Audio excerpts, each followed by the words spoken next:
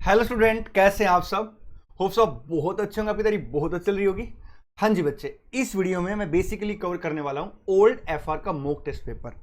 Video को आगे बढ़ाने से पहले 2 मिनट आपसे प्यारी प्यारी बातें करूंगा और आपको बताऊंगा कि किस तरह से आप इस मॉक टेस्ट पेपर का ज्यादा से ज्यादा बेनिफिट उठा सकते हैं।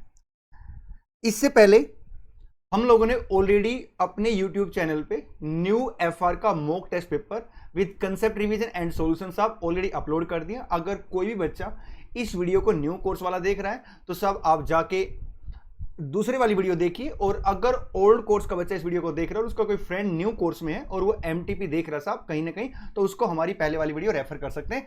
उसका लिंक मैं डिस्क्रिप्शन में दे दूंगा।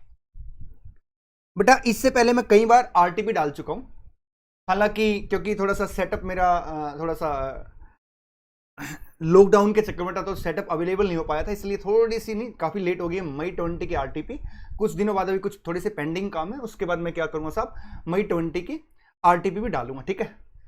इससे पहले मैंने काफी सारी आरटीपी डाली और बच्चों का बड़ा अच्छा रिव्यू आया है और बच्चे हमेशा एक ही बात को अप्रिशिएट करते हैं, और मैं आज भी वही बात इसमें फॉलो करने वाला हूं कि सर सॉल्यूशन तो हमारे पास होता है, लेकिन जो आप सॉल्यूशन कराते हुए ना एक्स्ट्रा बातें बताते हो वो बड़े काम की होती है। तो हम उसी पैटर्न पे आज ये मॉक टेस्ट पेपर सोल्व करने वाले साहब, हम जो भी पर्टिकुलर क्वेश्चन होगा उसका कंसेप्ट रिवाइज कराएंगे साहब, आसपास की कुछ बातें डिस्कस करेंगे उसके बारे में और फिर उस क्वेश्चन का सोल्यूशन कराएंगे, ठीक है। सोल्यूशन आपके पास ऑलरेडी होता है, इसलिए मैं सारा सोल्यूशन डिक्टेट नहीं कराता प्रॉपर, हाँ, लेकिन ऑलमोस्ट सारी अर्थमेटिकल कैलकुलेशन आपको थ्योरी में कैसे लैंग्वेज लिखनी वो सारी बातें मैं आपके साथ यहाँ पे करता हूँ, ठीक।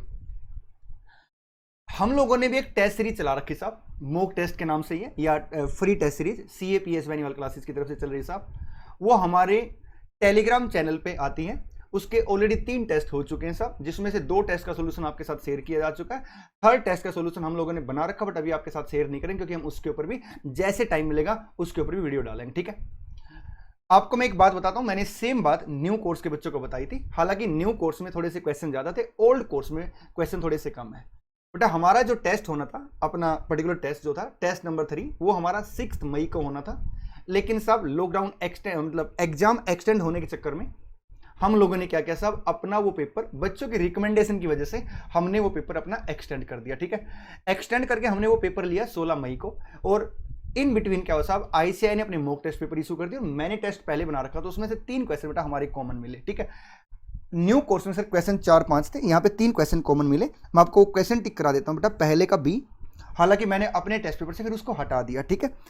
आप समझ रहे हो मैं क्या कहना चाह रहा हूँ साहब, इससे ये रेलिवेंसी दिखती है कि ये टॉपिक आपके लिए कितने ज्यादा रेलिवेंट है, ठीक है। क्वेश्चन नंबर 2 और एक शेयर बेस्ड पेमेंट वाला मतलब ईसोप वाला, आई थिंक क्वेश्चन नंबर 5 का ए, ठीक है। ये क्वेश्चन साहब हमने अपने टेस्ट पेपर से हटा दिए थे, ठीक।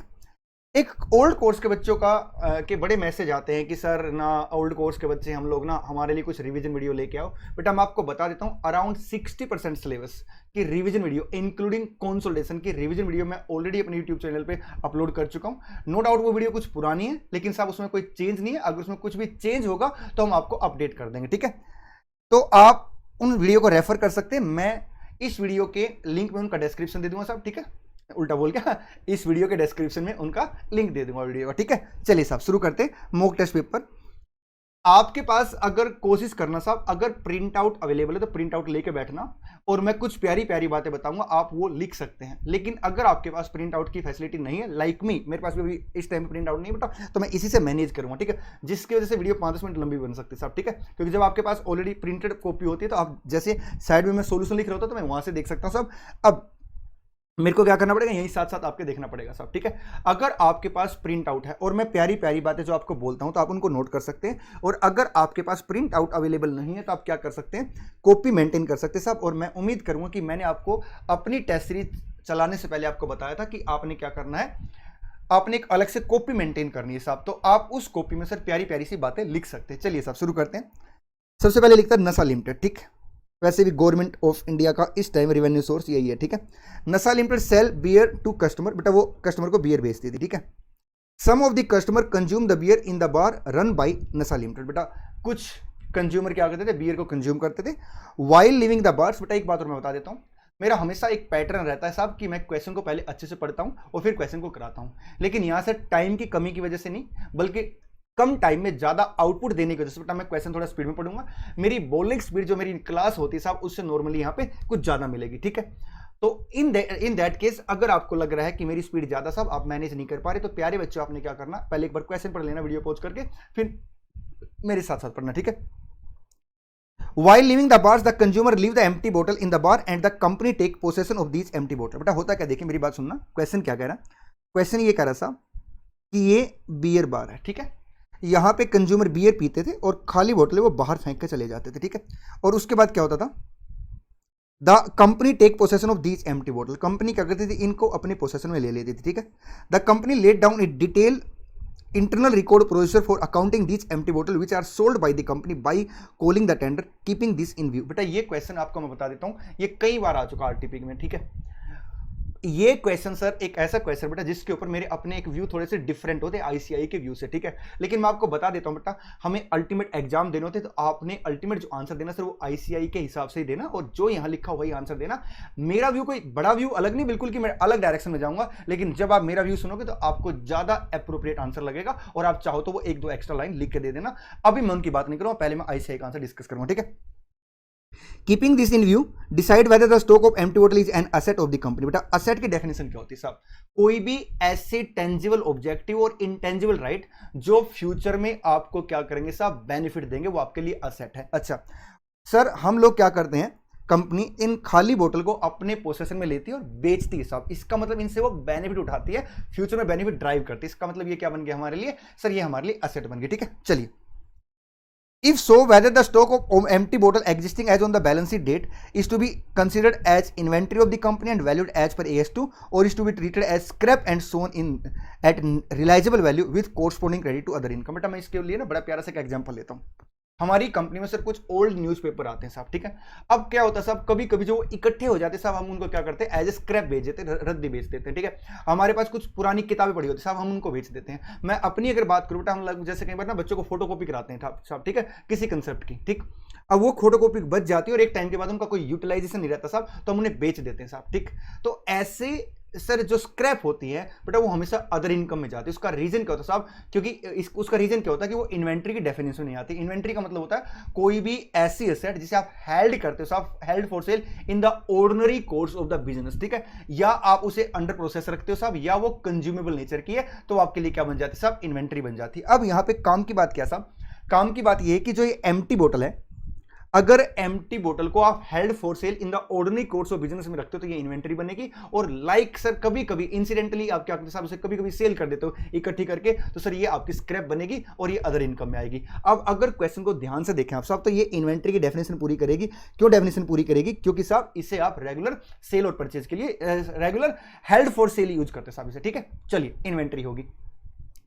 अब मेरे व्यू कैसा है, देखिए सबसे पहले अगर मैं आपको आंसर की बात करूं आपके साथ, तो बेटा हमारा आंसर क्या निकल के आएगा कि जो हमारी असेट है वो क्या साहब, जो हमारे खाली बोतल हमारे लिए एक तो असेट है, ठीक है, एम्प्टी बोतल are asset, objective tangible intangible, ठीक है, और आप इसे इन्वेंटरी मान के चलेंगे। अब मेरा व्यू अलग क्या है बेटा, मेरा व्यू अलग ये है कि क्या होता है, अगर आपको AS10 याद हो, या AS26 याद हो, या AS2 याद हो, सर कोई भी असेट जो होती है, ठीक है, या बल्कि AS13 इन्वेस्टमेंट इन प्रॉपर्टी में कह सकता हूं, कोई भी जो असेट होती है साहब, ठीक है, वो फ्यूचर में आपको बेनिफिट देती है, नो डाउट, लेकिन उसको रिकॉर्ड करने के लिए साहब एक कंडीशन और देखनी पड़ती है, और वो कंडीशन देखनी होती है साहब हमें कि उसके ऊपर कॉस्ट इंक्लूड हुई हो। आप किसी भी रिस्पेक्टिव असेट का AS पढ़ोगे तो हर रिस्पेक्टिव AS के असेट के AS में, हर रिस्पेक्टिव असेट के AS में लिखा हुआ क्लियर साहब कि असेट जो होती है तब उसमें आपको फ्यूचर बेनिफिट मिलता है, और रिकॉर्ड करने के लिए sir cost has been incurred, cost has been identified. अब यहां पे सर मेरा इंस्टीट्यूट के आंसर से अलग व्यू क्या है, अलग व्यू ये है साहब कि आप इसे असेट बुक करोगे, लेकिन बुक करने के लिए आप वैल्यू क्या लेके चलोगे।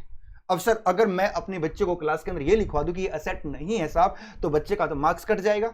लेकिन कल को अगर बच्चा ये कह दे सर कि वो प्रैक्टिस में जाएगा और वो कहेगा साहब देखिए AS तो ये कहता है रिकॉग्निशन क्राइटेरिया पूरा नहीं करता, एटलीस्ट आप तो हमें बता देते हैं। इसलिए बेटा मैं आपको बताता हूं, यहां पे एक एक्स्ट्रा लाइन हम क्या लिख सकते हैं, आप लिखना चाहो तो लाइन लिख लेना, for the purpose of recognition criteria of asset cost must be incurred, for the purpose of recognition of asset cost has been identified, cost has been incurred, ठीक है।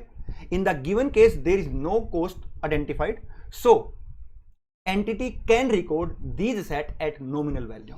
एंटिटी इन असेट को नॉमिनल वैल्यू पे दिखा सकती है। बेटा इस आंसर को लिखने से क्या होगा, आईसीआई का आंसर भी जस्टिफाई हो जाएगा और कल को आपको प्रैक्टिस में भी दिक्कत नहीं आएगी। आपको पता लग जाएगा कि साहब हम नॉमिनल वैल्यू पे से दिखा देंगे और उसको आप क्या करना, अपने नोट्स अकाउंट में डिस्क्लोज कर देना। चलिए बेटा नेक्स्ट क्वेश्चन। बेटा steel limited is full tax free enterprise for the first 10 year. बेटा मैं आपको बता देता हूं ये क्वेश्चन टैक्स हॉलिडे पीरियड का। देखिए क्या होता है साहब, AS22 डेफर टैक्स के ऊपर है साहब। कोई भी ऐसी इनकम और एक्सपेंडिचर जिसमें हमारे और इनकम टैक्स वालों के विचार बिल्कुल अलग है साहब, तो वो मेरे कभी भी डेफर टैक्स के लिए एलिजिबल नहीं होती। उसे हम परमानेंट डिफरेंस बोलते हैं। कई लोगों का ये मानना होता साहब कि कोई भी ऐसा खर्चा और इनकम जिसमें इनकम टैक्स और हमारे विचार अलग होते हैं साहब, उसको हम टाइमिंग डिफरेंस बोलते हैं। वो टेम्परेरी डिफरेंस एक्चुअली मैं गलती से बोल गया, वो इंडियस की लैंग्वेज में होता है, 12 की लैंग्वेज में, ठीक है। ऐसा बोलते हैं साहब, ये गलत डेफिनेशन है साहब, क्योंकि अगर उनके और हमारे विचार ही अलग हो गए तो सिर्फ परमानेंट डिफरेंस हो गया। जैसे डोनेशन हम अलाउ करते हैं, वो अलाउ नहीं करते साहब, मान लो, ठीक है। पेनल्टी हम अलाउ करते हैं एक्यूरेट बेस पे, वो अलाउ नहीं करते साहब। साहब कोई भी ऐसी इनकम और एक्सपेंडिचर जिसमें मेरे और इनकम टैक्स वालों के विचार सेम है साहब, लेकिन उसको क्लेम करने के लिए सर टाइम गैप है। फॉर एग्जांपल साहब मैं कहता हूं प्रिलिमिनरी एक्सपेंसेस एक साथ अलाउ कर दो, वो कहते साहब इतने साल में अलाउ करेंगे, ठीक है। मैं कहता हूं साहब बोनस उस साल अलाउ कर दो जिस साल मेरा एक्री होता, वो कहते साहब पेड बेस पे अलाउ करेंगे, ठीक है। इट मींस मैं भी खर्चा अलाउ कर रहा हूं बुक्स ऑफ अकाउंट पर, इनकम टैक्स वाले भी अलाउ कर रहे हैं, लेकिन मेरे और उसके विचारों में सर क्या है, एक टाइम का गैप आ गया साहब, ठीक है। जैसे वो कहते साहब सेक्शन 43B में जब आप एक्चुअल पेमेंट करोगे तब हम आपका खर्चा अलाउ करेंगे। वो कहते साइंटिफिक रिसर्च की अगर कैपिटल असेट है तो आज ही खर्चा अलाउ करा लो, हम कहते साहब एक टाइम पीरियड के दौरान हम खर्चा को क्लेम करेंगे। इट मींस उनके और विचार मेरे और विचार साहब बिल्कुल सेम है, लेकिन टाइम का गैप है, इसलिए सर इसके ऊपर क्या बनता है, डेफर टैक्स, ठीक है। अच्छा, कोई भी एंटिटी अगर किसी पर्टिकुलर टाइम पीरियड के लिए सर टैक्स फ्री है साहब, मतलब उसे टैक्स नहीं देना, बट उसे हम टैक्स हॉलिडे पीरियड बोलते हैं, ठीक है। तो इसलिए कोई भी ऐसा खर्चा या इनकम जो इनकम टैक्स वाले एक्सेस अलाउ और डिसअलाउ करते हैं और उसका रिवर्सल भी सर कब होता है, ड्यूरिंग टैक्स हॉलिडे पीरियड होता है, तो these item are not eligible for defer tax. उसका रीजन क्या है कि उसका टैक्स पे इंपैक्ट आना ही नहीं, ठीक है। मान के चलते बेटा यहां पे आज 1 अप्रैल 2020 है, मैं एक एंटिटी हूं और मैं टैक्स हॉलिडे पीरियड में आती हूं साहब, ठीक है।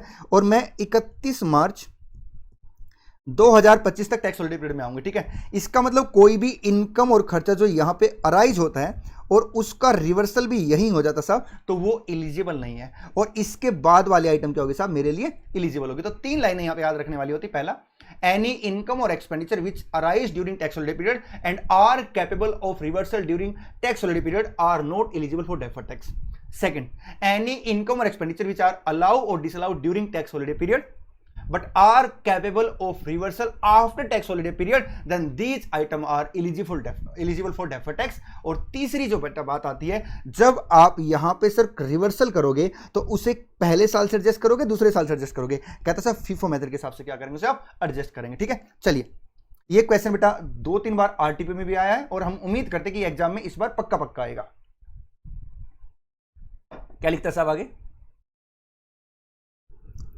Steel Limited is a full tax-free enterprise for the first 10 year of existence and is in the second year of its operation। Second year में आगे साहब, ठीक है। Depreciation timing difference resulting in defer tax liability, sir उसने खुद बता दिया, मैं आपको बता देता हूं बेटा। कोई भी ऐसी आइटम जो फ्यूचर में बेनिफिट देती है हम उसके लिए हम असेट बनाते हैं, और कोई भी ऐसी आइटम सर जो फ्यूचर में हमें क्या करते हैं, नुकसान देती है साहब, उसके लिए हम क्या करते हैं, डेफर टैक्स लायबिलिटी बनाते हैं साहब, ठीक है। अराउंड 46 मिनट की वीडियो बेटा मैंने यूट्यूब पर डाल रखी है साहब, अगर आप उसको सुन लोगे तो आपको सर AS22 पूरा कवर इंक्लूडिंग प्रैक्टिकल क्वेश्चन साहब, जाओ जाके उस वीडियो को देख लेना साहब और बताना कि सर सही कह रहे थे या नहीं कह रहे थे, ठीक है।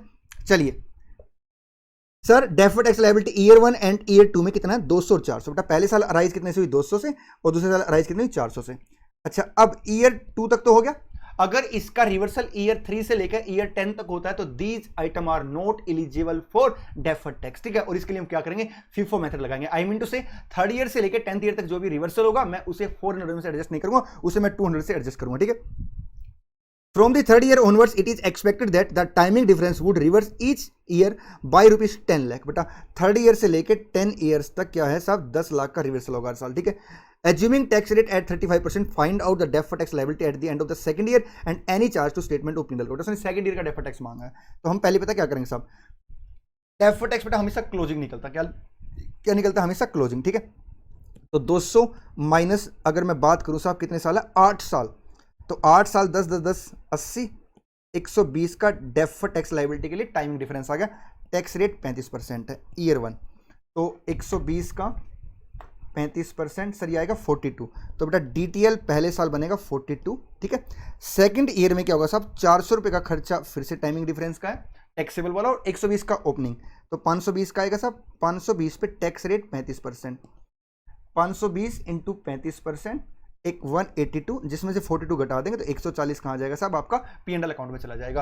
अब यहाँ पे बच्चा एक बात कहता सर आपने इतना सारा झमेला क्यों किया, आप डायरेक्ट इसका आंसर ऐसे नहीं लिख सकते थे। मैंने कहा कैसे बच्चे, 400 इंटू 35%, 140। मैंने कहा वाह ये गलत है।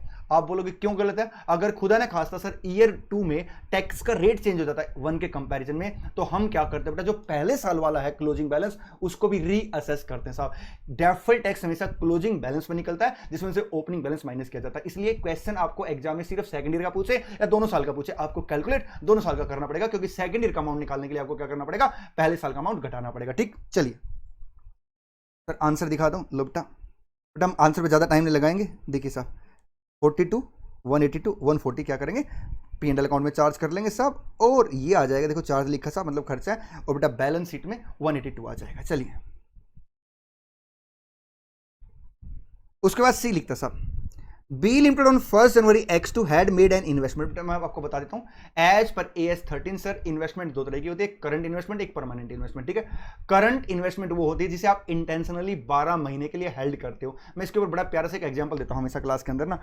भैया राम की शादी होगी आज, ठीक है, राम की शादी होगी तो राम को बड़े सारे पैसे मिले साहब, उसने क्या किया, कई कंपनियों के शेयर खरीद लिए। ठीक, अब सर राम को उन शेयर को बेच के पैसे की नीड कब होगी, मान लो राम ने सोच रखा कि वो अगले 6 महीने बाद मकान खरीदेगा और इन शेयर को बेच के वो क्या करेगा साहब, मकान खरीद लेगा। तो वो जो 6 महीने बाद सर मकान खरीदने के लिए शेयर बेचेगा, that is called sir current investment. ठीक है, क्योंकि वो अगले 12 महीने से पहले से बेच देगा। ठीक है, राम ने सोच रखा कि वो 5 साल के बाद फैक्ट्री लगाएगा। अब वो जो 5 साल के बाद फैक्ट्री लगाएगा साहब, तो उसमें क्या करेगा, कुछ शेयर बेचेगा और 5 साल के बाद फैक्ट्री लगाएगा। ठीक है, तो जो शेयर राम 5 साल के बाद बेचने वाला है बेटा, वो उसके लिए क्या बन जाएंगे, परमानेंट इन्वेस्टमेंट।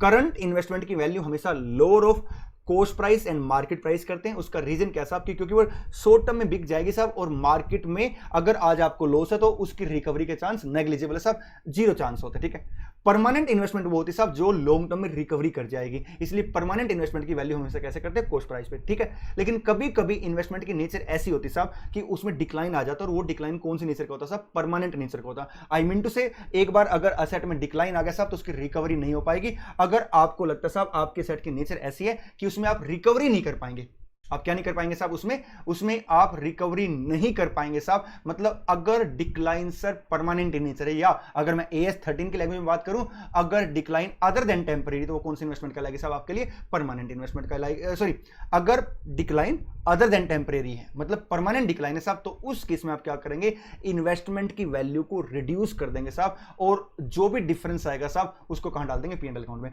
सीधी सी बात करते हैं, इन्वेस्टमेंट सर इस बात से डिपेंड नहीं करती कि आपने कितने महीने के लिए हेल्ड किया है, इस बात से डिपेंड करती है साहब आपकी इंटेंशन उसे कब बेचने की। ठीक है, अगर इंटेंशन 12 महीने के अंदर बेचने की तो शॉर्ट टर्म इन्वेस्टमेंट है, वैल्यू करेंगे lower of cost price and market price. अगर 12 महीने से ज्यादा हेल्ड करने तो सर परमानेंट इन्वेस्टमेंट है, वैल्यू करेंगे आप एट कॉस्ट प्राइस। लेकिन अगर उसमें कोई भी डिक्लाइन आती है साहब जो किस नेचर की है, अदर देन टेम्परेरी नेचर की है, मतलब परमानेंट नेचर की, तो फिर आप क्या करेंगे, इन्वेस्टमेंट की वैल्यू को गिरा देंगे साहब, और जो डिफरेंस आएगा that is called provision for fall in value of investment, जिसे आप क्या करेंगे, P&L अकाउंट में चार्ज कर लेंगे साहब, और इन्वेस्टमेंट को रिड्यूस वैल्यू पे दिखा देंगे। ठीक है साहब, देखिए रिलायंस कंपनी अपने शेयर इशू करती है, अब लाखों लोगों के पास रिलायंस कंपनी के शेयर है साहब, तो किसी के लिए परमानेंट है और किसी के लिए करंट है, मतलब कंपनी जो इशू करती है उसके ऊपर डिपेंड नहीं करता साहब, जो बंदा परचेज करता है वो उसे हेल्ड कैसे करता है उसके ऊपर डिपेंड करता है। एक बात और मैं आपको बताने की कोशिश करूंगा साहब, यहाँ पे कई बच्चे बड़ी गलती करते हैं साहब, छोटे छोटे एज पे बिल्कुल ध्यान नहीं देते, और कई बार ऐसा होता है कि एग्जाम में जो क्वेश्चन आते हैं सर वो छोटे छोटे एज से उठ के आ जाते हैं, और फिर पछताते हैं भगवान मैंने ये क्या कर लिया। इसलिए बेटा कोई भी इंपॉर्टेंट टॉपिक नहीं है, प्लीज आपके पास टाइम है, इंपॉर्टेंट टॉपिक वही बच्चे ढूंढते साहब जो सही टाइम पे मेहनत नहीं करते और बाद में सोचते हैं कि यार कहीं ना कहीं से जुगाड़ हो जाए पास होने का।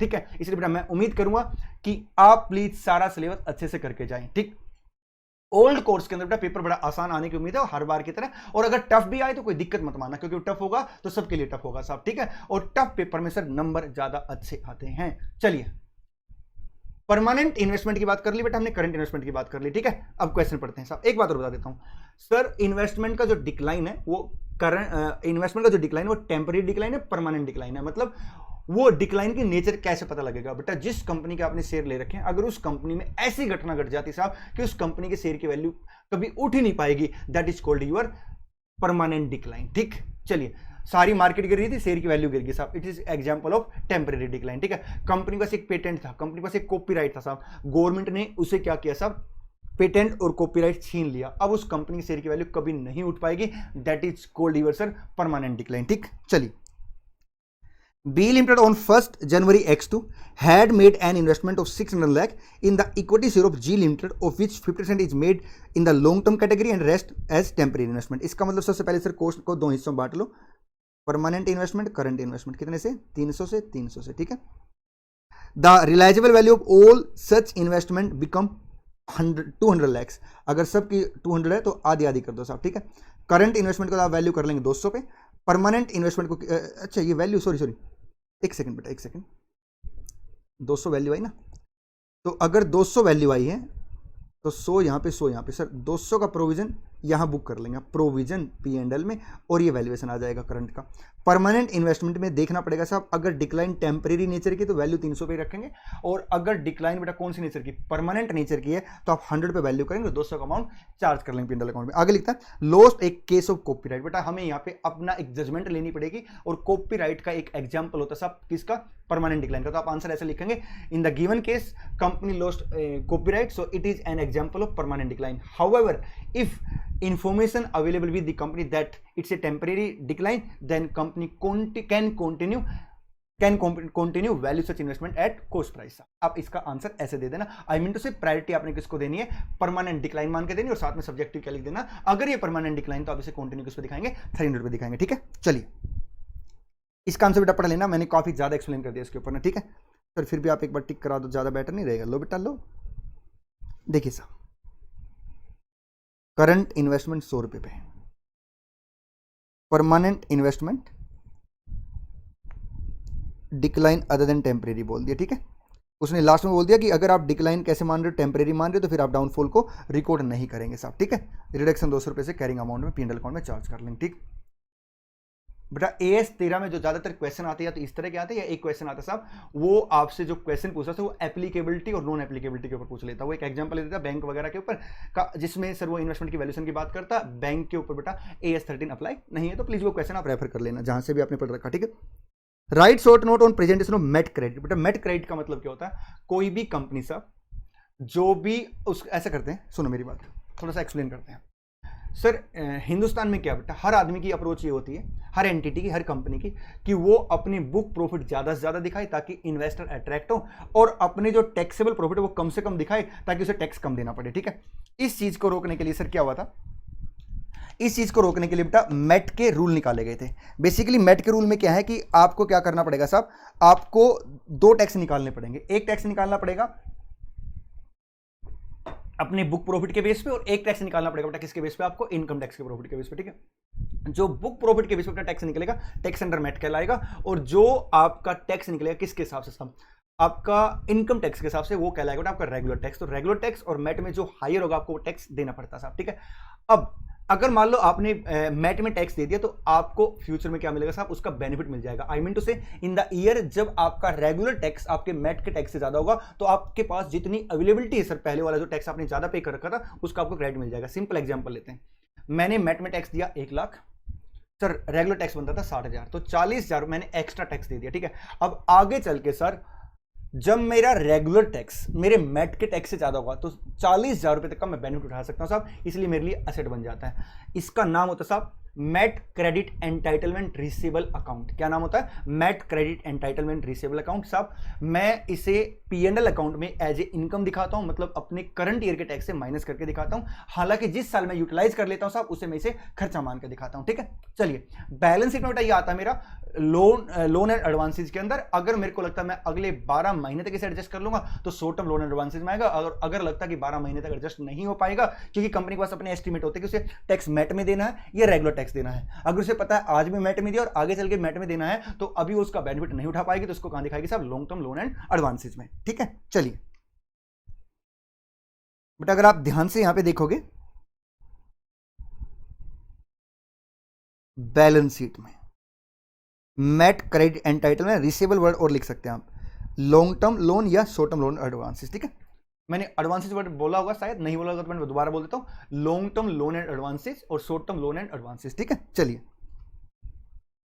बेटा स्टेटमेंट ऑफ P&L अकाउंट में बात कर चुका था, असेट रिकॉर्ड करेंगे उसे जिस साल होगा उसे रिवर्स कर देंगे साहब। ठीक है, और ये एक सेपरेट हेड आता साहब इसका। ठीक, चलिए अगला जो क्वेश्चन है बेटा ये होल्डिंग कंपनी का है।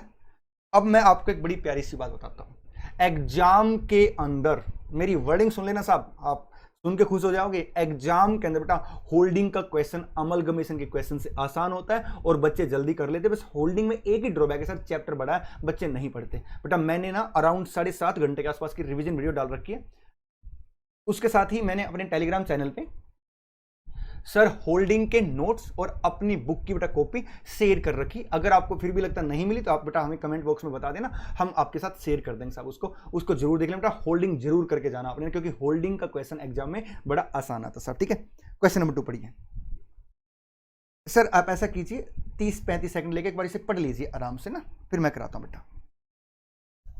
एक आई ब्रेक सा मिल जाएगा आपको यहां पे।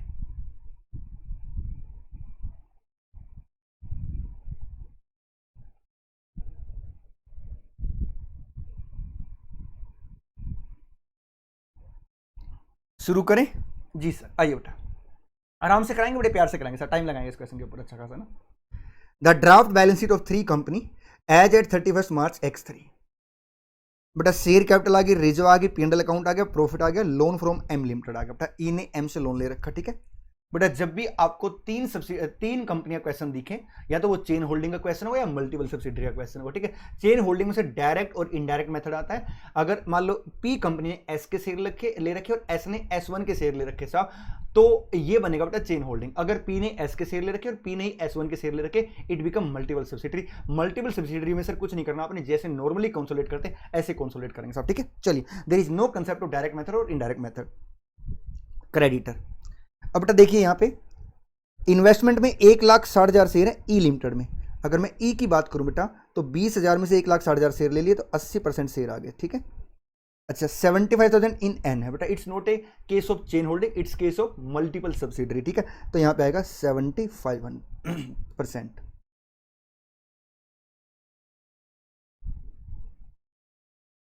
Loan to E limited property plant and equipment following additional is also available.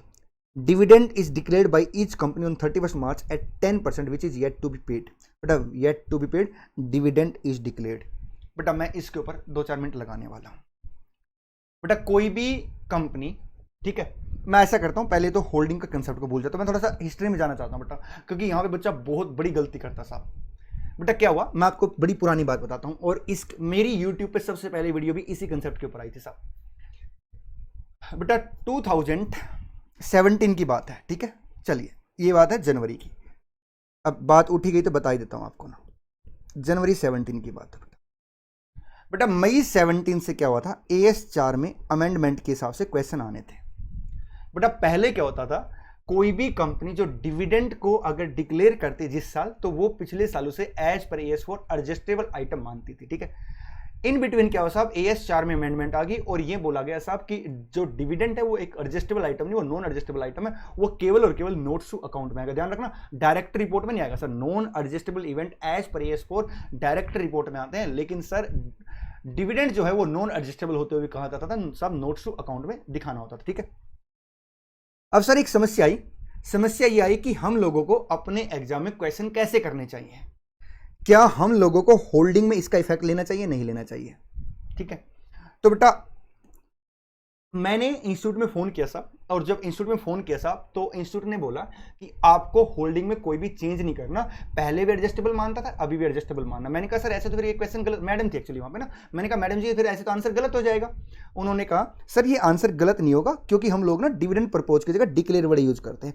मैंने कहा मैम क्या 31 मार्च का डिविडेंड 31 मार्च को डिक्लेयर हो सकता है। उन्होंने कहा सर अगर हम ऐसे लीगली प्रोविजन देखने लग जाएं तो हम तो कोई क्वेश्चन कर ही नहीं पाएंगे। बेटा बात भी सही है बिल्कुल ना, अगर इंस्टीट्यूट बेटा अगर अकाउंट को इनकम टैक्स के एंगल से, कंपनी लॉ के एंगल से देखेगा तो क्वेश्चन ही नहीं बना पाएंगे साहब वो। अगर आप ऐसे देखोगे साहब तो आपको हर आइटम पे डेफर्ड टैक्स बनाना चाहिए। अब बात समझ रहे हो? इनकम टैक्स के अंदर सर आपने रिटर्न की डेट पता करनी चाहिए, जमा हुई या नहीं हुई, इनकम टैक्स के रेट की प्रॉपर कंप्यूटेशन होनी चाहिए साहब, फिर आप 30% उठा के या 20% जो भी आपका स्लैब रेट है साहब उसके हिसाब से आप उठा के टैक्स रेट का प्रोविजन क्यों निकाल लेते हो। ये बात उनकी थी साहब, बिल्कुल जेन्युइन थी। इसलिए साहब मैं फिर से बोलूंगा बेटा, अगर डिविडेंड परपोज लिखा था एग्जाम में तो आपने क्या करना साहब, नोट्स अकाउंट में दिखाना। और अगर डिविडेंड डिक्लेयर लिखा था, मेरी वर्डिंग सुनना साहब, डिविडेंड अगर डिक्लेयर लिखा था बेटा तो आपने ट्रीटमेंट इसका जैसे पहले होता था ऐसे ही करना है। मतलब होल्डिंग कंपनी के हिस्से का डिविडेंड आप कंसोलिडेटेड पी&एल से माइनस करोगे और उसे दिखाएंगे साहब अदर करंट लायबिलिटी में, अदर करंट लायबिलिटी में, ठीक है। हालांकि बेटा इनिशियली शॉर्ट टर्म प्रोविजन में आता था, लेकिन बाद में इन्होंने क्या किया, डिक्लेयर वर्ड की वजह से अदर करंट लायबिलिटी में दिखाना स्टार्ट कर दिया, ठीक है।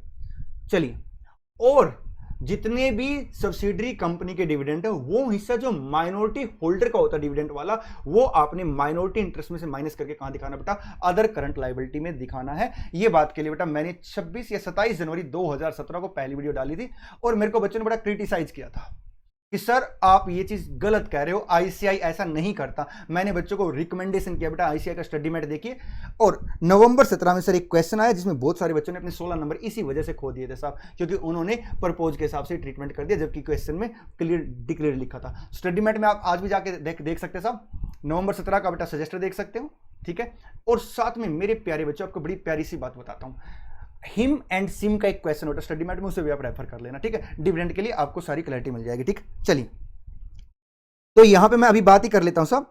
तो मैं अपनी जो बैलेंस शीट बनाऊंगा, ई लिमिटेड सॉरी एम लिमिटेड में 4000 सर क्या है डिविडेंड परपोज है। चलो मैं उसी टाइम करूंगा जब क्वेश्चन पूरा प्रॉपर करूंगा ना, तब कराऊंगा, एओपी वगैरह बनवाऊंगा, ठीक है।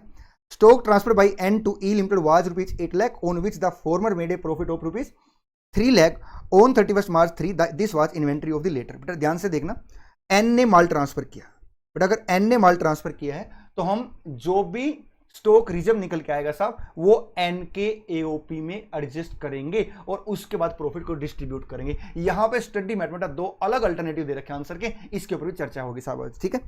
Loan refer to as 8% interest, neither M and nor E has considered in the interest. इसका मतलब बेटा एक्रूड इंटरेस्ट के नाम से एम एंट्री डालेगा और उतनी इनकम बुक कर लेगा, और ई सर उतना ही क्या करेगा, खर्चा बुक कर लेगा, और sir active interest as a liability दिखाएगा और जो कॉन्ट्रैक्ट कैंसिल हो जाएगी, ठीक है।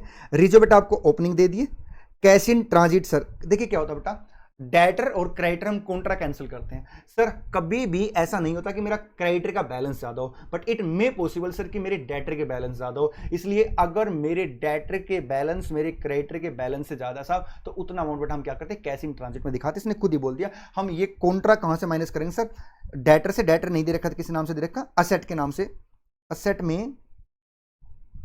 अच्छा, हम लोगों को क्या करना पड़ेगा बेटा, अपनी तरफ से असेट बनानी पड़ेगी साहब, देखते बात करेंगे कैसे करेंगे इसको, ठीक है, दिखाएंगे इस चीज को भी। अच्छा, उसके बाद सर क्या करेंगे, कॉन्ट्रैक्ट कैंसिल कर देंगे और अलग से कैश इन ट्रांजिट दिखा देंगे। The share of the subsidiary were acquired by M on 1 April, 1 April को लिए, 1 अप्रैल को आपको रिजर्व दे दिए। P&L का क्या सीन है, अगर 1 अप्रैल के दे दिए तो ठीक है, नहीं तो हम क्या करेंगे, सारे के सारे profit and loss current year के मान के चलते हैं। मैं फिर से बता देता हूं, अगर क्वेश्चन साइलेंट है रिजर्व कब के हैं और P&L कब के हैं, तो रिजर्व हम हमेशा ओपनिंग मान के चलते साहब, और प्रॉफिट और लॉस करंट ईयर के मान के चलते, ठीक है। चलिए बेटा, सर यहां पे मैं बनाना स्टार्ट कर देता हूं। सबसे पहला वर्किंग नोट बेटा मेरा बनता है, थोड़ा सा 1-2 मिनट बेटा मेरे को ज्यादा लगी क्योंकि मैं इसको प्रॉपर ही कराने वाला हूं। थोड़े से पेन एडजस्ट कर लूं, बिल्कुल सर। चलिए बेटा, सबसे पहले आएगा कॉस्ट ऑफ कंट्रोल, ठीक है बेटा। कॉस्ट ऑफ कंट्रोल में इन्वेस्टमेंट परचेज्ड, बेटा इन्वेस्टमेंट परचेज आ गई अपनी 26,000 रुपए की। बेटा मैं ऐसे वर्किंग करूंगा, आपने लिखना नहीं है क्योंकि आपके पास सर ऑलरेडी सॉल्यूशन है। हाँ बेटा, सॉल्यूशन में हो सकता थोड़ा सा प्रोसीजर अलग दिखाई दे, आपको लिखना चाहो तो आप लिख भी लेना, ठीक।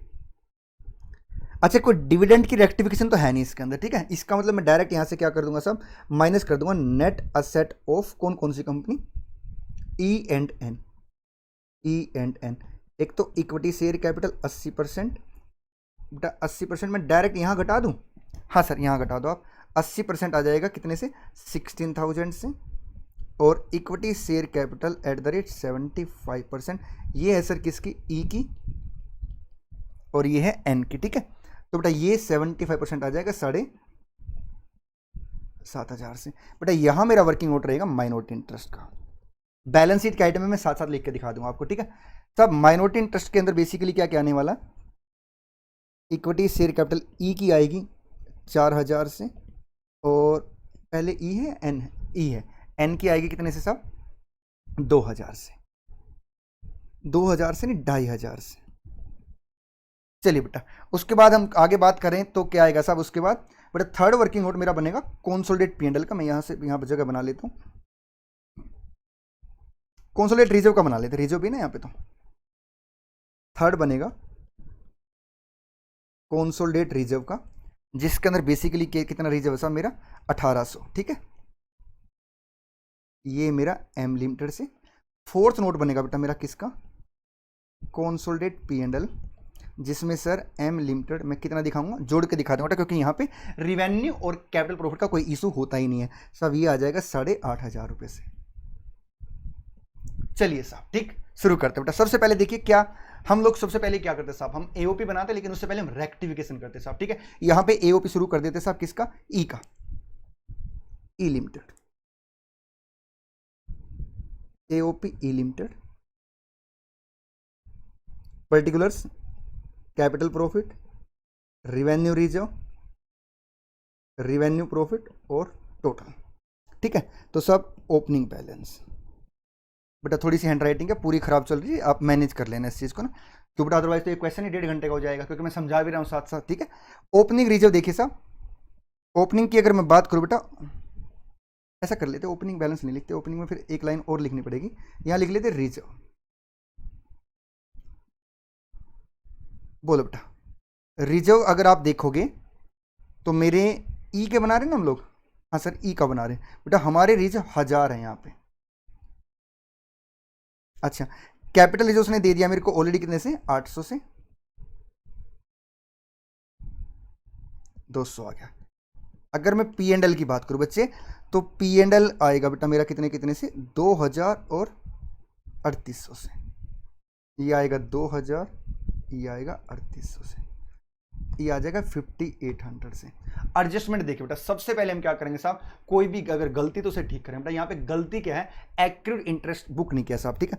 तो बेटा एक्रूड इंटरेस्ट यहाँ पे आ जाएगा इनकम के रूप में 5000 का 8% लोन के ऊपर, और यहाँ पे आएगा बेटा 5000 का 8% minus interest on loan. I think और कुछ नहीं आएगा इसके अंदर, नहीं सर और कोई एडजस्टमेंट नहीं है, ठीक है। चलिए बेटा, यहाँ पे आ जाएगा 2800 से, यहाँ आएगा 200 से, और यहाँ आएगा 3400 से। सब अब इसके हिस्से कर लेंगे बेटा, कौन कौन सा, एम लिमिटेड 80%, माइनॉरिटी इंटरेस्ट 20%, 560, 40, 680, ये आएगा बेटा 2240, 160, 2720, ठीक है। आइए बेटा क्या करके लिखते हैं, ये आ जाएगा कॉस्ट ऑफ कंट्रोल में 2240, कैपिटल प्रॉफिट ई के 2240, ठीक है। अच्छा, ये 160 कहाँ आएगा बेटा, रिजर्व में, प्लस ई कितने से बेटा, 160 से, नहीं हाँ 160 है, ठीक है। और प्लस बेटा ये आएगा पी&एल में ई लिमिटेड के हिसाब से कितना आएगा, 2720। अगर कुछ मैथमेटिकल होगा तो मैं एक बार और क्रॉस कराऊंगा इसको, ठीक है। चलिए साहब, उसके बाद बेटा ये तीनों आइटम जुड़ जाएंगे किसके अंदर, बैलेंस शीट, उसमें माइनॉरिटी इंटरेस्ट में। तो 560 प्लस 40 प्लस 680, 1280 आ गया।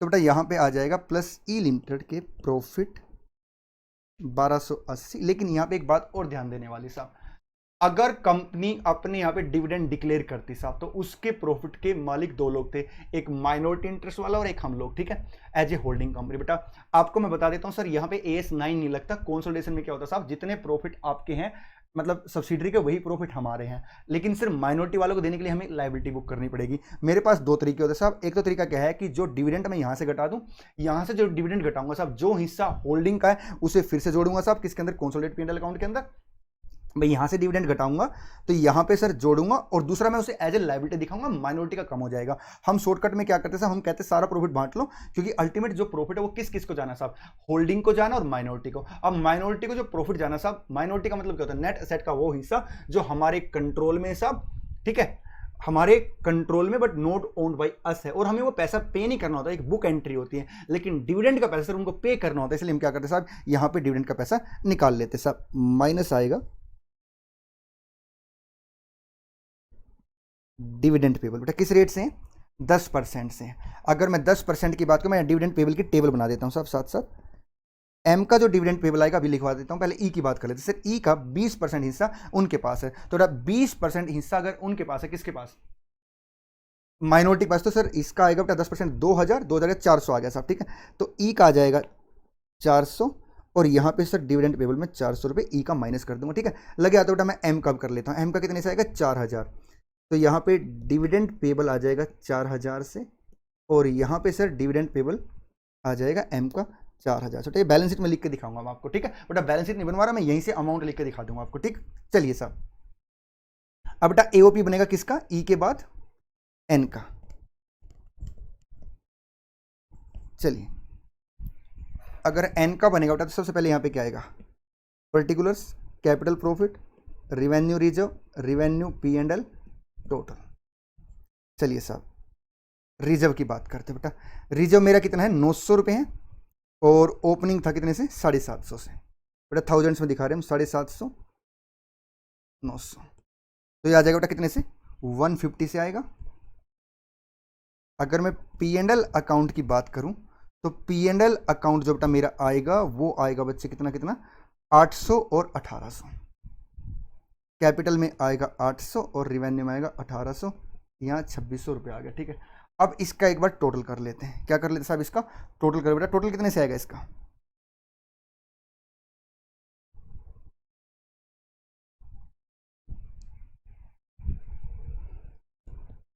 1550। एक मिनट, मैंने डिविडेंड घटा दिया ना उसका, हाँ ठीक है बेटा, ये आएगा 1550, 150 और 1800। बेटा यहाँ पे अब आप देखिए स्टॉक बेचा किसने, सर एन ने किसको बेचा साहब, एन ने बेचा है ई को। मैं एक बार चेक कर लूँ, मैं ठीक कह रहा हूँ ना, हाँ साहब एन ने ई को बेचा, तो ये सर 3 लाख का इसमें रिजर्व है। एक तो इन्वेंट्री से कम हो जाएगा साहब, ठीक है, इन्वेंट्री से कम हो जाएगा। इन्वेंट्री कहाँ दे रखी उसने, sir property plant and equipment में दे रखी है, बात करूँगा बेटा इसके ऊपर। एक तो यहाँ पे 300 का हो जाएगा, क्योंकि इसके ऊपर मैंने एक चर्चा अलग से करनी है कि ये ठीक है या गलत है, ठीक है। 300 का यहाँ पे माइनस हो जाएगा, हाँ जी सर। अब 300 बेटा यहाँ पे माइनस हो जाएगा। अब यहाँ पे सर पता है एक छोटा सा इशू क्या है, हमारी स्टडी मेट कभी कभी तो स्टॉक रिजर्व को माइनॉरिटी इंटरेस्ट में बांटने से पहले घटा देती है। देखिए अगर होल्डिंग कंपनी माल बेचती है तो फिर तो सीपीएल से कम होगा ही होगा, लेकिन अगर माल सर कौन बेचती है, सब्सिडरी कंपनी बेचती है, तो इसका मतलब सर सब्सिडरी का प्रॉफिट कम होने के बाद माइनॉरिटी में जाएगा और हमें बटेगा, ठीक है। लेकिन हमारी स्टडी में सर यहाँ पे एक अर्थमेटिकल मिस्टेक क्या करती है सर, वो उठा के सीपीएल से माइनस कर देती है, जिससे हमारा आंसर और स्टडी मेट के आंसर बेटा माइनॉरिटी इंटरेस्ट में और सीपीएल में हल्का सा डिफरेंस आ जाएगा। कितना डिफरेंस आ जाएगा, 300 का, जितने परसेंटेज ऑफ होल्डिंग माइनॉरिटी के पास है, ठीक है। चलिए ये करेक्ट ट्रीटमेंट है। और अब इसके लिए सर आपने कहा था हम आईसीआई के हिसाब से फॉलो करेंगे, तो क्या करना चाहिए, बट इसके ऊपर आपको प्रॉपर नोट लिखना चाहिए कि करेक्ट आंसर ये है, बट कभी कभी हमारी स्टडी मेट ये मान के कि वो सारा का सारा रिजर्व किसको देती थी, सीपीएल को, तो उससे हमारे आंसर ये चेंज हो जाएंगे। आप 2 आंसर और निकाल देना बेटा, उसमें माइनॉरिटी का और सीपीएल का अमाउंट में डिफरेंस आएगा और कहीं कोई डिफरेंस नहीं आने वाला, ठीक है। अच्छा यहाँ पे सर क्या क्या मिलेगा, एम लिमिटेड, और उसके बाद आएगा माइनॉरिटी इंटरेस्ट, तो बेटा ये आएगा 1550 इंटू 75%, 11625, 387.5, 37.5, 112.5, 1125, 375, ठीक है। तो 1162.5 यहाँ आएगा बेटा, ये आ जाएगा, यहाँ पे आएगा ई की जगह एन, 1162.5, ये गुडविल या कैपिटल रिजर्व आ जाएगा मेरा फाइनली, ठीक है। यहाँ बेटा सीपीएल में कितने से आएगा, सीपीएल में 1125 से, और यहाँ बेटा रिजर्व में आएगा 112.5 से, ठीक है। चलिए साहब, और माइनॉरिटी में कितने से आएगा बेटा, माइनॉरिटी में आएगा आपका 387.5 प्लस 37.5 प्लस आएगा 375, बेटा 800 आ गया। यहाँ ई की जगह एन आ जाएगा 800 से, और अब इसमें से डिविडेंड पेबल, यहाँ डिविडेंड पेबल कितने से आएगा बेटा 10,000 का 25%, और 10% आएगा 1,000, उसका 25% सर 250 रुपये। ये माइनॉरिटी इंटरेस्ट का टोटल आ जाएगा मेरा 250, ये डिविडेंड का अमाउंट आ जाएगा 4650। बेटा अब मैं आपको 1-2 मिनट दे रहा हूँ, आप पहले क्या करना साहब, मैं बेटा कॉस्ट ऑफ कंट्रोल के फोटो वगैरह खींच लेना, जो आपको ठीक लगे, आपके पास आंसर हो जाएगा साहब ये, ठीक है। और बेटा मैं साथ साथ इसके टोटल करता रहूँगा, आराम से बेटा देखते रहो, क्योंकि उसके बाद हम बैलेंस शीट पे पहुंचेंगे। मुश्किल से हमें इस पूरे प्रोसेस में सर 1 मिनट ज़्यादा लगने वाली बस ना, जल्दी लिखो बेटा।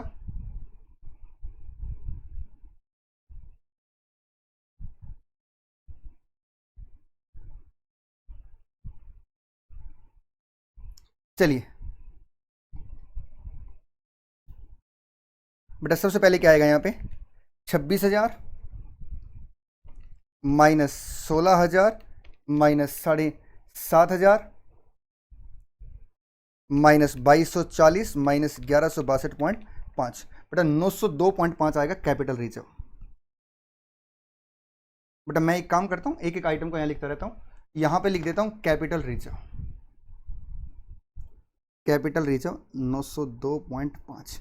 अब बेटा माइनॉरिटी का टोटल करते हैं, माइनॉरिटी का टोटल आएगा साहब कितने से 6500 प्लस 1280 प्लस 800 माइनस 650, यह आएगा बेटा कितने से आपका 7930। Minority interest 7930।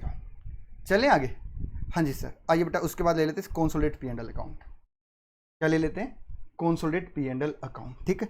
चलिए कॉन्सोलिडेट अगर P&L की बात करें बेटा तो यहाँ पे आएगा 8,500 प्लस 400 माइनस 4,000 प्लस 2720 प्लस 1125, बेटा ये आएगा 8745, 8745, ठीक है। चलिए साहब CPL में आएगा 8745, और मेरे प्यारे प्यारे बच्चों यहाँ पे आखिरी आ जाएगा कॉन्सोलिडेट रिजर्व 1800 प्लस 160 प्लस आएगा 112.5, 2072.5, 2072.5। बेटा मैं अब आपको ना बैलेंस शीट में लेके जा रहा हूँ, ठीक है। बैलेंस शीट में लेके जाने से पहले बेटा मैं आपके साथ एक छोटी सी चर्चा करना चाहता हूँ। हमारी बैलेंस शीट में बेटा डिफरेंस जो आएगा ओवरऑल टोटल टैली आएगा साहब हमारा 75 का डिफरेंस बेटा हमारा किस में आएगा, माइनॉरिटी इंटरेस्ट वगैरह में आएगा। किस में आएगा साहब, माइनॉरिटी इंटरेस्ट वगैरह में, ठीक है। अब बेटा यहाँ पे एक छोटा सा इशू क्या है इस क्वेश्चन में ना, ये क्वेश्चन जो है सर ओरिजिनल क्वेश्चन था, यहाँ बेटा प्रॉपर्टी प्लांट एंड इक्विपमेंट की जगह सन्ड्री असेट वर्ड लिखा हुआ था। तो हमने पता क्या किया साहब, सन्ड्री असेट के अंदर 400 का एक्रूड इंटरेस्ट ऐड कर दिया, 400 का एक्रूड इंटरेस्ट कैंसिल हो जाएगा, 100 रुपये हमने माइनस कर दिए कौन से वाले साहब, 100 रुपये बेटा हमने कैश इन ट्रांजिट वाले माइनस करके कैश इन ट्रांजिट अलग से दिखाना है, और 300 सर स्टॉक रिजर्व माइनस करके अलग से दिखाना है। तो बेटा कायदे से यहाँ पे सन्ड्री एसेट वर्ड होना चाहिए, ठीक है। अब इन्होंने देखते हैं कि कैसे कर रखा है, या तो इन्होंने प्रॉपर्टी प्लांट एंड इक्विपमेंट में सब कुछ एडजस्ट करके दिखा दिया होगा, जो कि अपने आप में सही नहीं है साहब, ठीक है। अगर सर एग्जाम में ऐसा क्वेश्चन आ जाए कि आपको यहाँ पे प्रॉपर्टी प्लांट एंड इक्विपमेंट दिखा दे, तो ये जो कॉन्ट्रा की एडजस्टमेंट बेटा ये आपने अलग से करके दिखानी, वहां पे उतना नेगेटिव बैलेंस फिर आप पीपी से एडजस्ट करके दिखा देना साहब, ठीक है। कायदे से यहाँ पे बेटा वर्ड क्या होना चाहिए, सन्ड्री एसेट। कई बच्चों ने मॉक टेस्ट में सर इस चीज को फील किया होगा, ठीक है, सॉल्यूशन करते हुए। आइए बेटा ये सीट तो मेरे को थोड़ा सा बार बार पलटनी पड़ेगी, एक बार ऐसा कर लेते सिचुएशन पे आ जाते हैं साहब। देखिए मैं कराई देता हूँ बेटा, कैपिटल यहाँ से आ जाएगी साहब मेरी, क्रेडिटर बेटा इन सबको जोड़ देंगे, ठीक है। इसमें एक्रू इंटरेस्ट 400 जोड़ेंगे, 400 घटा देंगे, ठीक है। तो ये आ जाएगा सर मेरा उतना ही अमाउंट आ जाएगा 244900, ठीक है। Loan from M limited cancel हो जाएगा बेटा, इन्वेस्टमेंट मेरी रिप्लेस होगी, पीपी सारी जोड़ के दिखा देंगे, लोन से लोन खत्म हो जाएगा, 400 का इंटरेस्ट रिकॉर्ड करेंगे, 400 कैंसिल कर देंगे साहब, 300 का रिजर्व माइनस करना में, और 100 का sir cash in transit minus करके अलग से कैश इन ट्रांजिट रिकॉर्ड करना, ठीक है। चलिए मैं अब आंसर लेके आ रहा हूं आपके सामने, रिजर्व एंड सरप्लस 11,645, बाइफर्केशन देखते हैं साहब रिजर्व एंड सरप्लस का। बेटा कैपिटल जो बिल्कुल मेरा टैली है सर, मेरे रिजर्व बिल्कुल टैली है, मेरा कॉन्सोलिडेट P&L में और माइनॉरिटी इंटरेस्ट में 75 का डिफरेंस है। मैं एक बार फिर से चेक कराऊंगा साहब, 75 का डिफरेंस है तो 7930 होना चाहिए मेरा, 7930 बटा मेरा PL का बैलेंस है 8745, तो 8745 75।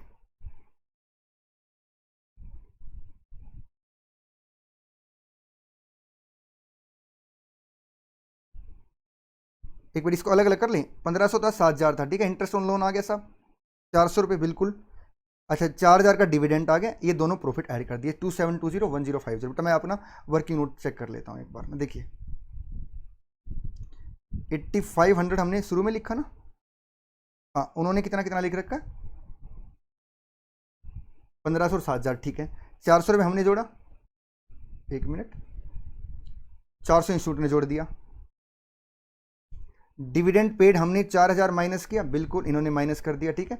2720 हमारा, 2720 हमारा, 1050 है। ये देखो बेटा 75 का डिफरेंस यहाँ पे है, मतलब 8745 हमारा माइनस 75, 8670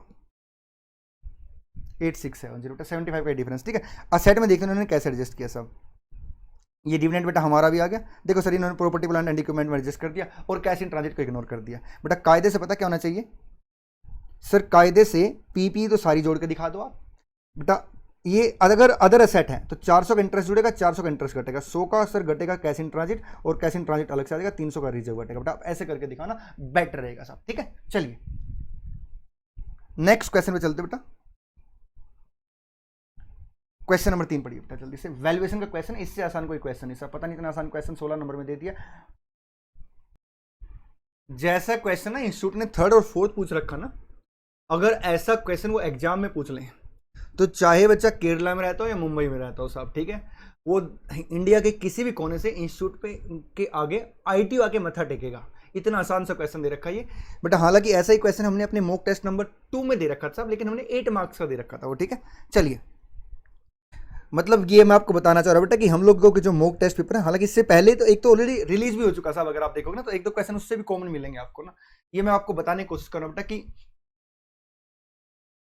अगर आप दिल से कोई पेपर बनाते हो ना साहब, तो अंदर से बेटा आवाज आती है, और वो ना ऊपर से भगवान भी ऑर्डर देता है कि ये वाले क्वेश्चन दे देना, ये बच्चों से पक्के पूछे जाएंगे। इसलिए बेटा मैं आपको कह रहा हूँ हमारी टेस्ट सीरीज जरूर देना, 25 से 30 मार्क्स के बेटा एक्सपेक्टेड है सर फाइनल एग्जाम के अंदर भी, ठीक है। NRPL is engaged in the business of design and construction of nuclear reactor that are supplied exclusively to the atomic energy department, ठीक है। The core component of such reactor is outsourced by RNPL from IFIL, ठीक है बेटा। ये दूसरी company है, the sole manufacture of this item, बेटा वो अकेली उस आइटम की मैन्युफैक्चरर है। NRPL want to gain leadership in this industry and seek to take over FIL, उसने FIL को लेने का प्रॉमिस कर लिया, ठीक है। चलिए मेरी बात सुनता ध्यान से अपनी सर, जब आप किसी भी एंटिटी का बिजनेस लेते हो तो आपको क्या करना पड़ता है, बेसिकली बिजनेस का वैल्यूएशन कराना पड़ता है, ठीक है बेटा। बिजनेस का जो वैल्यूएशन है उसके करने के दो तरीके होते हैं साहब, या तो आप क्या कर सकते हो, किसी भी एंटिटी का बिजनेस नेट असेट के बेस पे ले सकते हैं साहब, या आप सर एक्सपेक्टेड कैश फ्लो के बेस पे ले सकते हैं, ठीक है। अगर आप बिजनेस को एक्सपेक्टेड कैश फ्लो के बेस पे लेंगे तो आपको एक्सपेक्टेड कैश फ्लो की प्रेजेंट वैल्यू निकालनी पड़ेगी, और नेट असेट का वो हिस्सा साहब जो आप इस ट्रांजेक्शन के दौरान सर क्या करोगे, मतलब net asset of seller company का वो हिस्सा साहब जिसे आप यूज नहीं करते साहब, जिसे आप इमीडिएटली बेच देते हो या कुछ टाइम के बाद बेच देते हो, वो भी आपके कैश फ्लो में इंक्रीमेंट होता साहब। आप मेरी बात समझे, मैं एक्स कंपनी, मैंने वाई कंपनी का एक्वायर कर लिया, मैंने कहा वाई कंपनी आप कितने में बिकोगे, उसने कहा साहब मेरी असेट और लायबिलिटी की वैल्यू निकाल लो, ठीक है। That is called intrinsic value method, ठीक है। कभी कभी हम क्या करते हैं वैल्यूएशन के अंदर सर शेयर की वैल्यू के बेस पे, जो आप कैपिटलाइजेशन मेथड या आपका ECM DCM के बेस पे वैल्यू निकाल के वैल्यूएशन कर सकते हैं साहब, ठीक है। दैट इज कॉल्ड वैल्यू पर शेयर, ठीक है। अगर मैं ऐसे सिंपली बात करूं तो इंट्रिंसिक वैल्यू बेटा हम कैसे निकालते हैं, asset minus liability.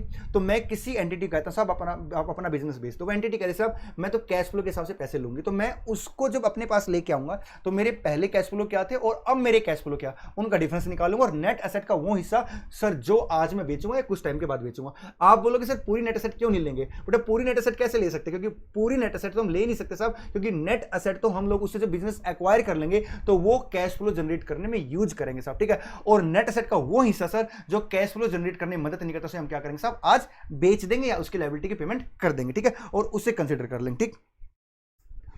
NRPL estimate that its goodwill in the industry will increase by a minimum of rupees 300 crore consequent on the acquisition। अगर मैं उसका बिजनेस लेता हूं साहब तो मेरा जो इंक्रीमेंट है साहब कितने से हो जाएगा, 300 करोड़ से मेरी गुडविल बढ़ जाएगी। तो एक तो सर वैल्यूएशन करने के लिए मैं पहले ही क्या करूंगा, अपनी गुडविल 300 करोड़ से ऐड कर लूंगा साहब, ठीक है।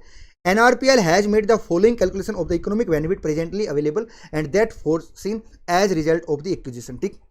ये तो एक्सपेक्टेड कैश फ्लो एनआरपीएल के दे दिए, ये एफआईएल के दे दिए, ठीक है। सर मेरे लिए ये रेलिवेंट बिल्कुल भी नहीं है।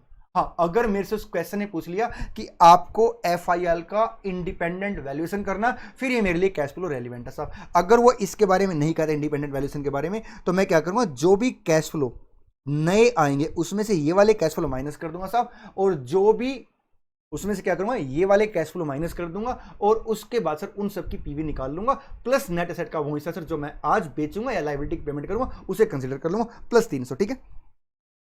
Audited net worth of the FIL, property plant and equipment, investment, current asset, total asset less current liability net worth. बेटा मेरे लिए इररेलेवेंट है जब तक कि क्वेश्चन नहीं कहेगा इसमें से कुछ हिस्सा बेचा गया, ठीक है। 10% of the property, plant and equipment of FIL will not be required in the event of acquisition and the same has ready buyer for rupees 100 crore, ठीक है। तो सब एक तो क्या करेंगे हम, 300 की तो गुडविल ले लेंगे, 10% इन सब 200 की पीपीई बेच दी मैंने, ठीक है। Current asset including surplus stock of 20 crore can realise 30 crore. बेटा बाकी मैं इसका मतलब मैं करंट असेट यूज करने वाला हूँ, सिर्फ मैं 30 की इन्वेंट्री बेच दूंगा, ठीक है। Investment has a ready marked for 1500 crore. अगर मैं आज इन्वेस्टमेंट बेचूं तो 1500 करोड़ की मेरी इन्वेस्टमेंट बिकेगी, ठीक है। चलिए, the current liability are to paid off immediately, ठीक है साहब, मैं करंट लायबिलिटी को क्या करूंगा, इमीडिएटली पे कर दूंगा। चलिए साहब आगे, rupees 510 crore are payable on account of a compensation claim awarded against FIL, ठीक है। सर एफआईएल ने हमारे अगेंस्ट केस कर रखा था और हमें लगता था कि हमें ये पैसा देना पड़ सकता है, ठीक है। तो हमने 510 के सर कंपनसेशन लॉज था, ठीक है। आगे देखते हैं, which has been treated as contingent liability in account on which 20% was provided for. बेटा हमने क्या किया, 510 की कॉन्टिजेंट लायबिलिटी बुक कर रखी थी, जिसमें से 20%, मतलब ये कह ले 20% मैंने 102 की पक्की लायबिलिटी बुक कर रखी थी, अकाउंटेड फॉर साहब, ठीक है। चलिए, अब इसका मतलब जो 102 है इसमें से वो ऑलरेडी किस में होगा, 1000 की करंट लायबिलिटी में होगा। इसका मतलब मैं क्या करूंगा साहब, 500 माइनस 102, 510 माइनस 102, 408 ले लूंगा। अल्टरनेटिव आंसर क्या बन सकता है, मैं 1000 में से 102 माइनस कर देता हूं साहब। 1000 में से अगर मैं 102 माइनस करूंगा तो ये आ जाएगा 898 और फिर 510 अलग से पे कर दूंगा, तो 8 1408, यहां पे कितना आ रहा है 1408, सर सेम आ गया, ठीक है। आगे चलिए, NRPL estimate the combined cash flow. बेटा 1500, 2000, 2500, 3000, 3500 ये हो जाएंगे। पहले वाले कितने, 1000, 1500, 200, 2000, 2500, 3000, मतलब ये याद करने वाले सर याद हो जाएंगे। तो मैं यहाँ पे माइनस 1000 करूंगा, माइनस 1500 करूंगा, माइनस 2000, माइनस 2500 और माइनस 3000, यही है ना, एक बार और चेक कर लो। हाँ सर बिल्कुल यही है। तो बेटा 500 का इंक्रीमेंट आ गया, तो या तो मैं क्या करूं सर, 500 की डिस्काउंटेड वैल्यू 5 साल के लिए निकाल लो बेटा, या मैं क्या कर सकता हूं, अगर इक्विवेलेंट अमाउंट है तो इसका एनविटी फैक्टर ले लेता हूं। चलो मैं एनविटी फैक्टर के हिसाब से वैल्यूएशन कर लेता हूं साहब, ठीक है। 0.870, हालांकि मेरे को एक बार क्वेश्चन की रिक्वायरमेंट भी देखनी, मैंने तो क्वेश्चन ही पूरा सोल्व कर दिया। 658.572 प्लस आएगा 0.497, बेटा 3.353 मेरा एनविटी फैक्टर आ गया। सर एनविटी फैक्टर मैं केवल तब यूज कर पाऊंगा जब मेरे इक्विवेलेंट कैश फ्लो, सर यहाँ पे इक्विवेलेंट कैश फ्लो है, इंटू आएगा 500। तो बेटा देखो इंटू 500 मैं आपको बैक करके दिखा देता हूँ साहब, इंटू 500 किया मैंने, उससे पहले आता 3.353, ठीक है। तो सर ये आ गया कितने से, 1676.5। तो यहाँ पे सर जो एक्सपेक्टेड कैश फ्लो आएंगे 1676.5 आएगा, वैल्यूएशन ऑफ द बिजनेस आ जाएगा, प्लस आएगा 300 से, 200 से, 1500 से, 30 से, माइनस 1408 आ गया, दोनों मिला के बेटा ये आ गया 2298.5 आ गया वैल्यूएशन ऑफ बिजनेस। क्वेश्चन पढ़ते, क्वेश्चन क्या कहता है, you are required to advise NRPL the maximum value it can pay for take over of FIL, ठीक है। बेटा कभी कभी वो ना मैक्सिमम वैल्यू पर शेयर मांग लेता है, अगर मैक्सिमम वैल्यू पर शेयर मांगता तो उस केस में वो FIL की हमें शेयर कैपिटल देता, हम उसको फेस वैल्यू से डिवाइड करके नंबर ऑफ शेयर निकालते और नंबर ऑफ शेयर से क्या करते साहब, इस वैल्यू को डिवाइड कर देते। बेटा मैं इस तरह की कॉम्बिनेशन बता रहा हूँ क्वेश्चन में, ठीक है। Also show the current valuation of FIL as stand alone entity, ठीक है। अगर स्टैंड अलोन की बात करें तो उसका कैश फ्लो कितने कितने थे, 400 400 600 800 1000, 400 400 600 800 और 1000, करो मल्टीप्लाई साहब जल्दी जल्दी से, 0.870 इंटू 400, 348, 400 इंटू 0.756, 302.4। आई थिंक इस आइज में कुछ चला गया ऐसा है, कोई नहीं सर, आप एक साहसी बंदे हो इसलिए आप उस पर ध्यान ना दो। बिल्कुल बेटा, मैं आपको बता देता हूँ बच्चे, कई बच्चे आजकल ये एक्सक्यूज़ ले सकते हैं 800 इंटू 0.752 कि सर हमारे पास सरकमस्टांसेस निपटने के, बेटा मान सकते नहीं होंगे, लेकिन साहब फिर भी आपको बेटा मैनेज करना चाहिए, मतलब हार नहीं माननी चाहिए साहब आपको, ठीक है बेटा। हम भी किसी तरीके से मैनेज कर रहे हैं वीडियो, ठीक। चलिए 348, 302.4, 394.8, 457.6, 497, 1998 बेटा उसका इंडिपेंडेंट वैल्यूएशन आ जाएगा। चलिए बेटा क्वेश्चन नंबर 4 पढ़ते हैं, जल्दी 10-20 सेकंड ले लीजिए, पढ़िए। चलिए बेटा पढ़ी लेते, टाइम नहीं देते बल्कि ना, ठीक है। The following are the summarise balance sheet of मीसा एंड मीसा for the year ending on 31 March X3। Equity share capital in equity share of 10 each, 50 आ गया, 40 आ गया। Preference share capital in 10% preference share of 100 each, ठीक है। Reserve and surplus आ गया, loan आ गया, सिक्योर्ड, टोटल फंड आ गया, ठीक। मतलब ये लाइबिलिटी बेटा एक तरीके से, लाइबिलिटी एक तरीके से क्या, पक्की लाइबिलिटी ही है, थोड़ा सा तीर का निशान ऊपर चला गया। अच्छा, applied for property plant and equipment at cost, सब ठीक है। करंट असेट आ गई। The present worth of PPE of Nisa this one and Misa this one, goodwill of Nisa और मीसा दे दिया। Misa limited absorb Nisa limited by using equity share at par in such a way that intrinsic net worth is maintained. सीधी सी बात कर रहा बेटा, वो इंट्रेंसिक वैल्यू के हिसाब से आपने क्या करना साहब, इंट्रेंसिक वैल्यू के हिसाब से आपने शेयर इशू करने, लेकिन शेयर साहब किस पे इशू करने, आपने पार वैल्यू पे इशू करने। किस पे इशू करने, पार वैल्यू पे। बेटा मैं आपको एक बात बता देता हूं यहां पे ना रोक के साहब, चाहे आपको स्वैप रेशो दे रखी हो या डीम्ड स्वैप रेशो या आपको इंट्रेंसिक वैल्यू निकालनी पड़े, हर एक सिचुएशन में, हर एक केस में मेरे प्यारे प्यारे बच्चों हम लोग क्या करते साहब, हम अकॉर्डिंगली आंसर करते हैं। लेकिन अगर क्वेश्चन ने बोल दिया साहब कि आपने शेयर पार वैल्यू पे इशू करने हैं, तो हम इंट्रेंसिक वैल्यू एज यूजुअल निकालेंगे, लेकिन जो शेयर इशू करेंगे वो पार वैल्यू पे करेंगे, ठीक है। अगर इस क्वेश्चन में आगे नहीं पढ़ रहा, क्वेश्चन क्या कह रहा, यहां पे रोक के कुछ बात कर रहा हूं। अगर आप यहां पे देखोगे साहब तो नई कंपनी कौन सी है, मीसा लिमिटेड। बेटा हालांकि क्वेश्चन ने मीसा लिमिटेड की असेट और लायबिलिटी को रिवैल्यू करके दिया है, तो अगर कभी भी एग्जाम में क्वेश्चन आता है और वो न्यू कंपनी की असेट और लायबिलिटी को वैल्यूएशन करके देता साहब, तो आपको वो वैल्यूएशन हमेशा इग्नोर करना, बैलेंस शीट बनाते हुए उसका सिर्फ कंसीडरेशन करना साहब, किसके लिए, इंट्रिंसिक वैल्यू निकालने के लिए। आई मीन टू से सर आपने इस पर्टिकुलर क्वेश्चन में आपने उन वैल्यू का कोई यूज नहीं करना, ठीक है। लेकिन अगर क्वेश्चन कह दे कि आपने नई असेट और लायबिलिटी को लेके आना साहब, नई वैल्यू पे दिखाना है, तो उस केस में हम क्या करते हैं, असेट और लायबिलिटी जो नई कंपनी की से रिवैल्यू करते हैं, उसका जो भी डिफरेंस होता है साहब, अगर वो प्रॉपर्टी प्लांट एंड इक्विपमेंट का डिफरेंस है तो हम कहां लेके जाते हैं, रिवैल्यूएशन रिजर्व में। बाकी सारे डिफरेंस हम कहां लेके जाते हैं, P&L अकाउंट में, ठीक है। चलिए, goodwill account is not to appear in the books, PPR to period at old figure. इसने तो कमाल कर दिया साहब, इस क्वेश्चन ने तो यहां तक भी बोल दिया कि जो ओल्ड कंपनी है उसकी भी असेट और लायबिलिटी आपने किस पे दिखानी है, बुक वैल्यू पे दिखानी है। सर इससे क्या फर्क पड़ेगा बेटा, इससे हमारा ये फर्क पड़ेगा कि बजाय गुडविल के हो सकता है सर अगर हमने पीसी ज्यादा पे की हो, मतलब सीधी सी बात ये है कि साहब देखिए, अगर इस क्वेश्चन में ये वाली बात ना लिखता वो बुक वैल्यू वाली बात ना, तो हम न्यू कंपनी के तो एसेट लायबिलिटी बुक वैल्यू पे ही दिखाते, ओल्ड कंपनी की नई वैल्यू पे दिखाते। तो गुडविल बेटा हम लोग उस केस में क्या लेके चलते, 40 करोड़ ही बैलेंसिंग फिगर आती, शॉर्टकट लगाने की जरूरत नहीं पड़ती। लेकिन अगर आपने सर नेट एसेट को इंट्रिंसिक वैल्यू पे बेस पे लिया है और आपने पीसी को सर पार वैल्यू पे पे किया है, या फिर आपने बुक वैल्यू पे एसेट और लायबिलिटी को रिकॉर्ड किया, तो साहब हम उस केस में क्या करते हैं, वर्किंग नोट बना के गुडविल कैपिटल रिजर्व दोबारा निकालते हैं, ठीक है। चलिए, draft statement of valuation of share on intrinsic value basis and prove the accuracy of your working. बेटा एक्यूरेसी में हमें पता क्या करना होता है साहब, एक्यूरेसी में हमें यह करना होता है साहब कि जो नई कंपनी है वो जो पुरानी कंपनी को लेके आएगी, तो क्या उसकी इंट्रिंसिक वैल्यू जो पहले थी और जो अब है वो मेंटेन्ड है या नहीं मेंटेन्ड है। क्योंकि सर इंट्रिंसिक वैल्यू एक रियल वैल्यू होती है। एक मिनट के लिए मेरी बात सुनना साहब, मेरे पास एक पेन है 50 रुपए का, ठीक है, आपके पास पेन है 150 रुपए का। साहब मैंने आपको क्या किया, आपका पेन ले लिया, आपने 3 पेन दे के साहब, इसका मतलब अगर मैं वर्किंग करके देखो साहब, तो मेरी इंट्रिंसिक वैल्यू पे पोस्ट और प्री कोई इंपैक्ट नहीं आना चाहिए साहब, वो ये कह रहा है साहब। एक्यूरेसी के लिए वर्किंग करके दिखाएंगे इसकी, ठीक है। चलिए साहब, बैलेंस शीट से पहले हमें कुछ वर्किंग नोट बनाने पड़ेंगे। Draft statement of valuation of share. अच्छा, ये आपने कहा उसने valuation of share intrinsic value के बेस पे निकालो, तो बेटा वर्किंग नोट हमें सबसे पहले क्या करना पड़ता है, इंट्रिंसिक वैल्यू निकालनी पड़ती है, वो क्वेश्चन की रिक्वायरमेंट ही है, ठीक है। आइए इंट्रिंसिक वैल्यू निकालते साहब। बेटा इंट्रिंसिक वैल्यू के लिए मैं यही अमाउंट लिख लूँ, क्योंकि बैलेंस शीट तो सर बुक वैल्यू पे बनेगी, बैलेंस शीट के लिए बेटा फिर अमाउंट को अलग से हटा लेंगे हम लोग, ठीक है। पीपी कितने से लिया साहब, देखिए सबसे पहले तो गुडविल देखिए, निशा की गुडविल है 40, यहां लिख लेते, ठीक है। चलिए, और मीसा की गुडविल कितने साहब 75 से। बेटा पीपी देखिए 200 429।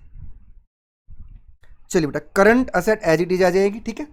यहां पे अगर मैं इंट्रिंसिक वैल्यू निकालूं तो मेरे को लायबिलिटी घटानी पड़ेगी, और अगर प्रेफरेंस शेयर कैपिटल बेटा तो वो भी घटानी पड़ती है, preference share capital payable value पे घटानी पड़ेगी। और अगर क्वेश्चन में प्रेफरेंस शेयर कैपिटल की पेबल वैल्यू नहीं दे रखी साहब, तो अगर ओल्ड कंपनी के पास प्रेफरेंस शेयर कैपिटल तो जो नई कंपनी से ऑफर देगी वो पेबल वैल्यू बन जाएगी, और नई कंपनी के बेटा अगर प्रेफरेंस शेयर कैपिटल तो सेम मान के चलेंगे, ठीक है। चलिए साहब, तो यहां पे अगर मैं जोड़ू इसको तो ये आ जाएगा 440 माइनस 100, 340 आ गया साहब, और ये आएगा बेटा 75 प्लस 429 है ये,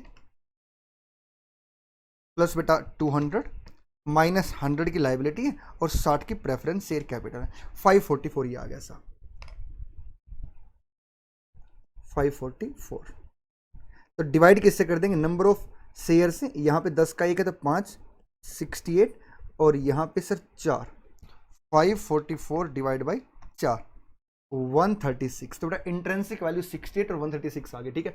ओल्ड कंपनी की इंट्रिंसिक वैल्यू सर कितनी है 68 है, तो बेटा हम क्या करेंगे, आइए 68 divide by 136 into sir number of share old company कितना 5, तो बेटा ये नंबर ऑफ शेयर दे देंगे, और इशू किस पे किया साहब, अपने पार वैल्यू पे इशू किया, तो बेटा यहाँ पे 136 से मल्टीप्लाई ना करके किससे मल्टीप्लाई करेंगे, पार वैल्यू से, तो ये आ जाएगा 68 divide by 136 into 5 into 10, sir 25 आपकी पीसी आ गई साहब, ठीक है। चलिए अब यहां पे सर मैं ना इस एक्यूरेसी की जो बात कही गई है इसे बाद में चेक कराऊंगा, पहले मैं आपको क्वेश्चन पूरा करा देता हूं, ठीक। बेटा इस क्वेश्चन में अगर वो बुक वैल्यू को चेंज करने की बात ना भी, मतलब अगर वो ये बुक वैल्यू वाली बात ना भी कहता साहब, तो भी मेरे को गुडविल दोबारा निकालनी पड़ती। क्यों गुडविल दोबारा निकालनी पड़ती, क्योंकि यहां पे मैंने जो पीसी के अंदर सर जो शेयर कैपिटल इशू की वो पार वैल्यू पे इशू की, इसका मतलब बेटा मेरी इंट्रिंसिक वैल्यू पे इशू होती तो फिर तो मेरी गुडविल सेम आ जाती, फिर मेरे को एक्स्ट्रा वर्किंग करने की जरूरत नहीं पड़ती। आई मीन टू से अगर यहाँ पे क्वेश्चन कुछ भी नहीं कहता और ये कह देता साहब कि आपने बस पीसी पे करनी इंट्रिंसिक वैल्यू के बेस पे, तो बेटा मैं पता क्या करता, ये जो नई वैल्यू है निशा लिमिटेड की इसी को ऐड कर देता साहब, और यही गुडविल आ जाती। लेकिन सर अब मेरी गुडविल चेंज होगी, और गुडविल सर एक रीजन से और भी चेंज होगी यहाँ पे, क्योंकि क्वेश्चन ने कह दिया कि पुरानी कंपनी की अपने सेट लायबिलिटी किस पे लेके चलेंगे, बुक वैल्यू पे। बेटा मेरे को ऐसा लगता है कि कई बच्चों ने इस तरह के क्वेश्चन को हल्के में लेते हैं और एग्जाम में गलती हो जाती है। देखने में क्वेश्चन बड़ा आसान है साहब, लेकिन सर इसमें थोड़ा सा आपको बेटा क्या करना पड़ेगा, एक्यूरेसी से काम करना पड़ेगा, ठीक है। हाँ, यहाँ पे एक अच्छी बात क्या रहेगी इस क्वेश्चन में, आपका सिक्योरिटी प्रीमियम का झगड़ा खत्म हो जाएगा, ठीक है। चलिए साहब, तो बेटा हम गुडविल और कैपिटल रिजर्व कैसे निकालते हैं, सबसे पहले हम पीसी पेड लेते हैं 25 से, बेटा प्लस करते हैं हम लोग स्टॉक रिजर्व वगैरह अगर कुछ हो तो, अगर आपने अमलगमेशन एक्सपेंसेस पेड कर दिया वो सब इंटर कंपनी होल्डिंग की कुछ एडजस्टमेंट करते हैं, इन्वेस्टमेंट कैंसिल करते हैं, वो सब जमीले यहाँ पे नहीं है, माइनस करते हैं साहब नेट असेट। अब नेट असेट तो बेटा बुक वैल्यू पे लेके चलना, तो मैं यहाँ पे एक काम करूँ हटा दूँ, क्योंकि मेरे लिए इंट्रिंसिक वैल्यू ही रेलिवेंट थी, इंट्रिंसिक वैल्यू में लिखे रहने देता हूँ साहब, ठीक है।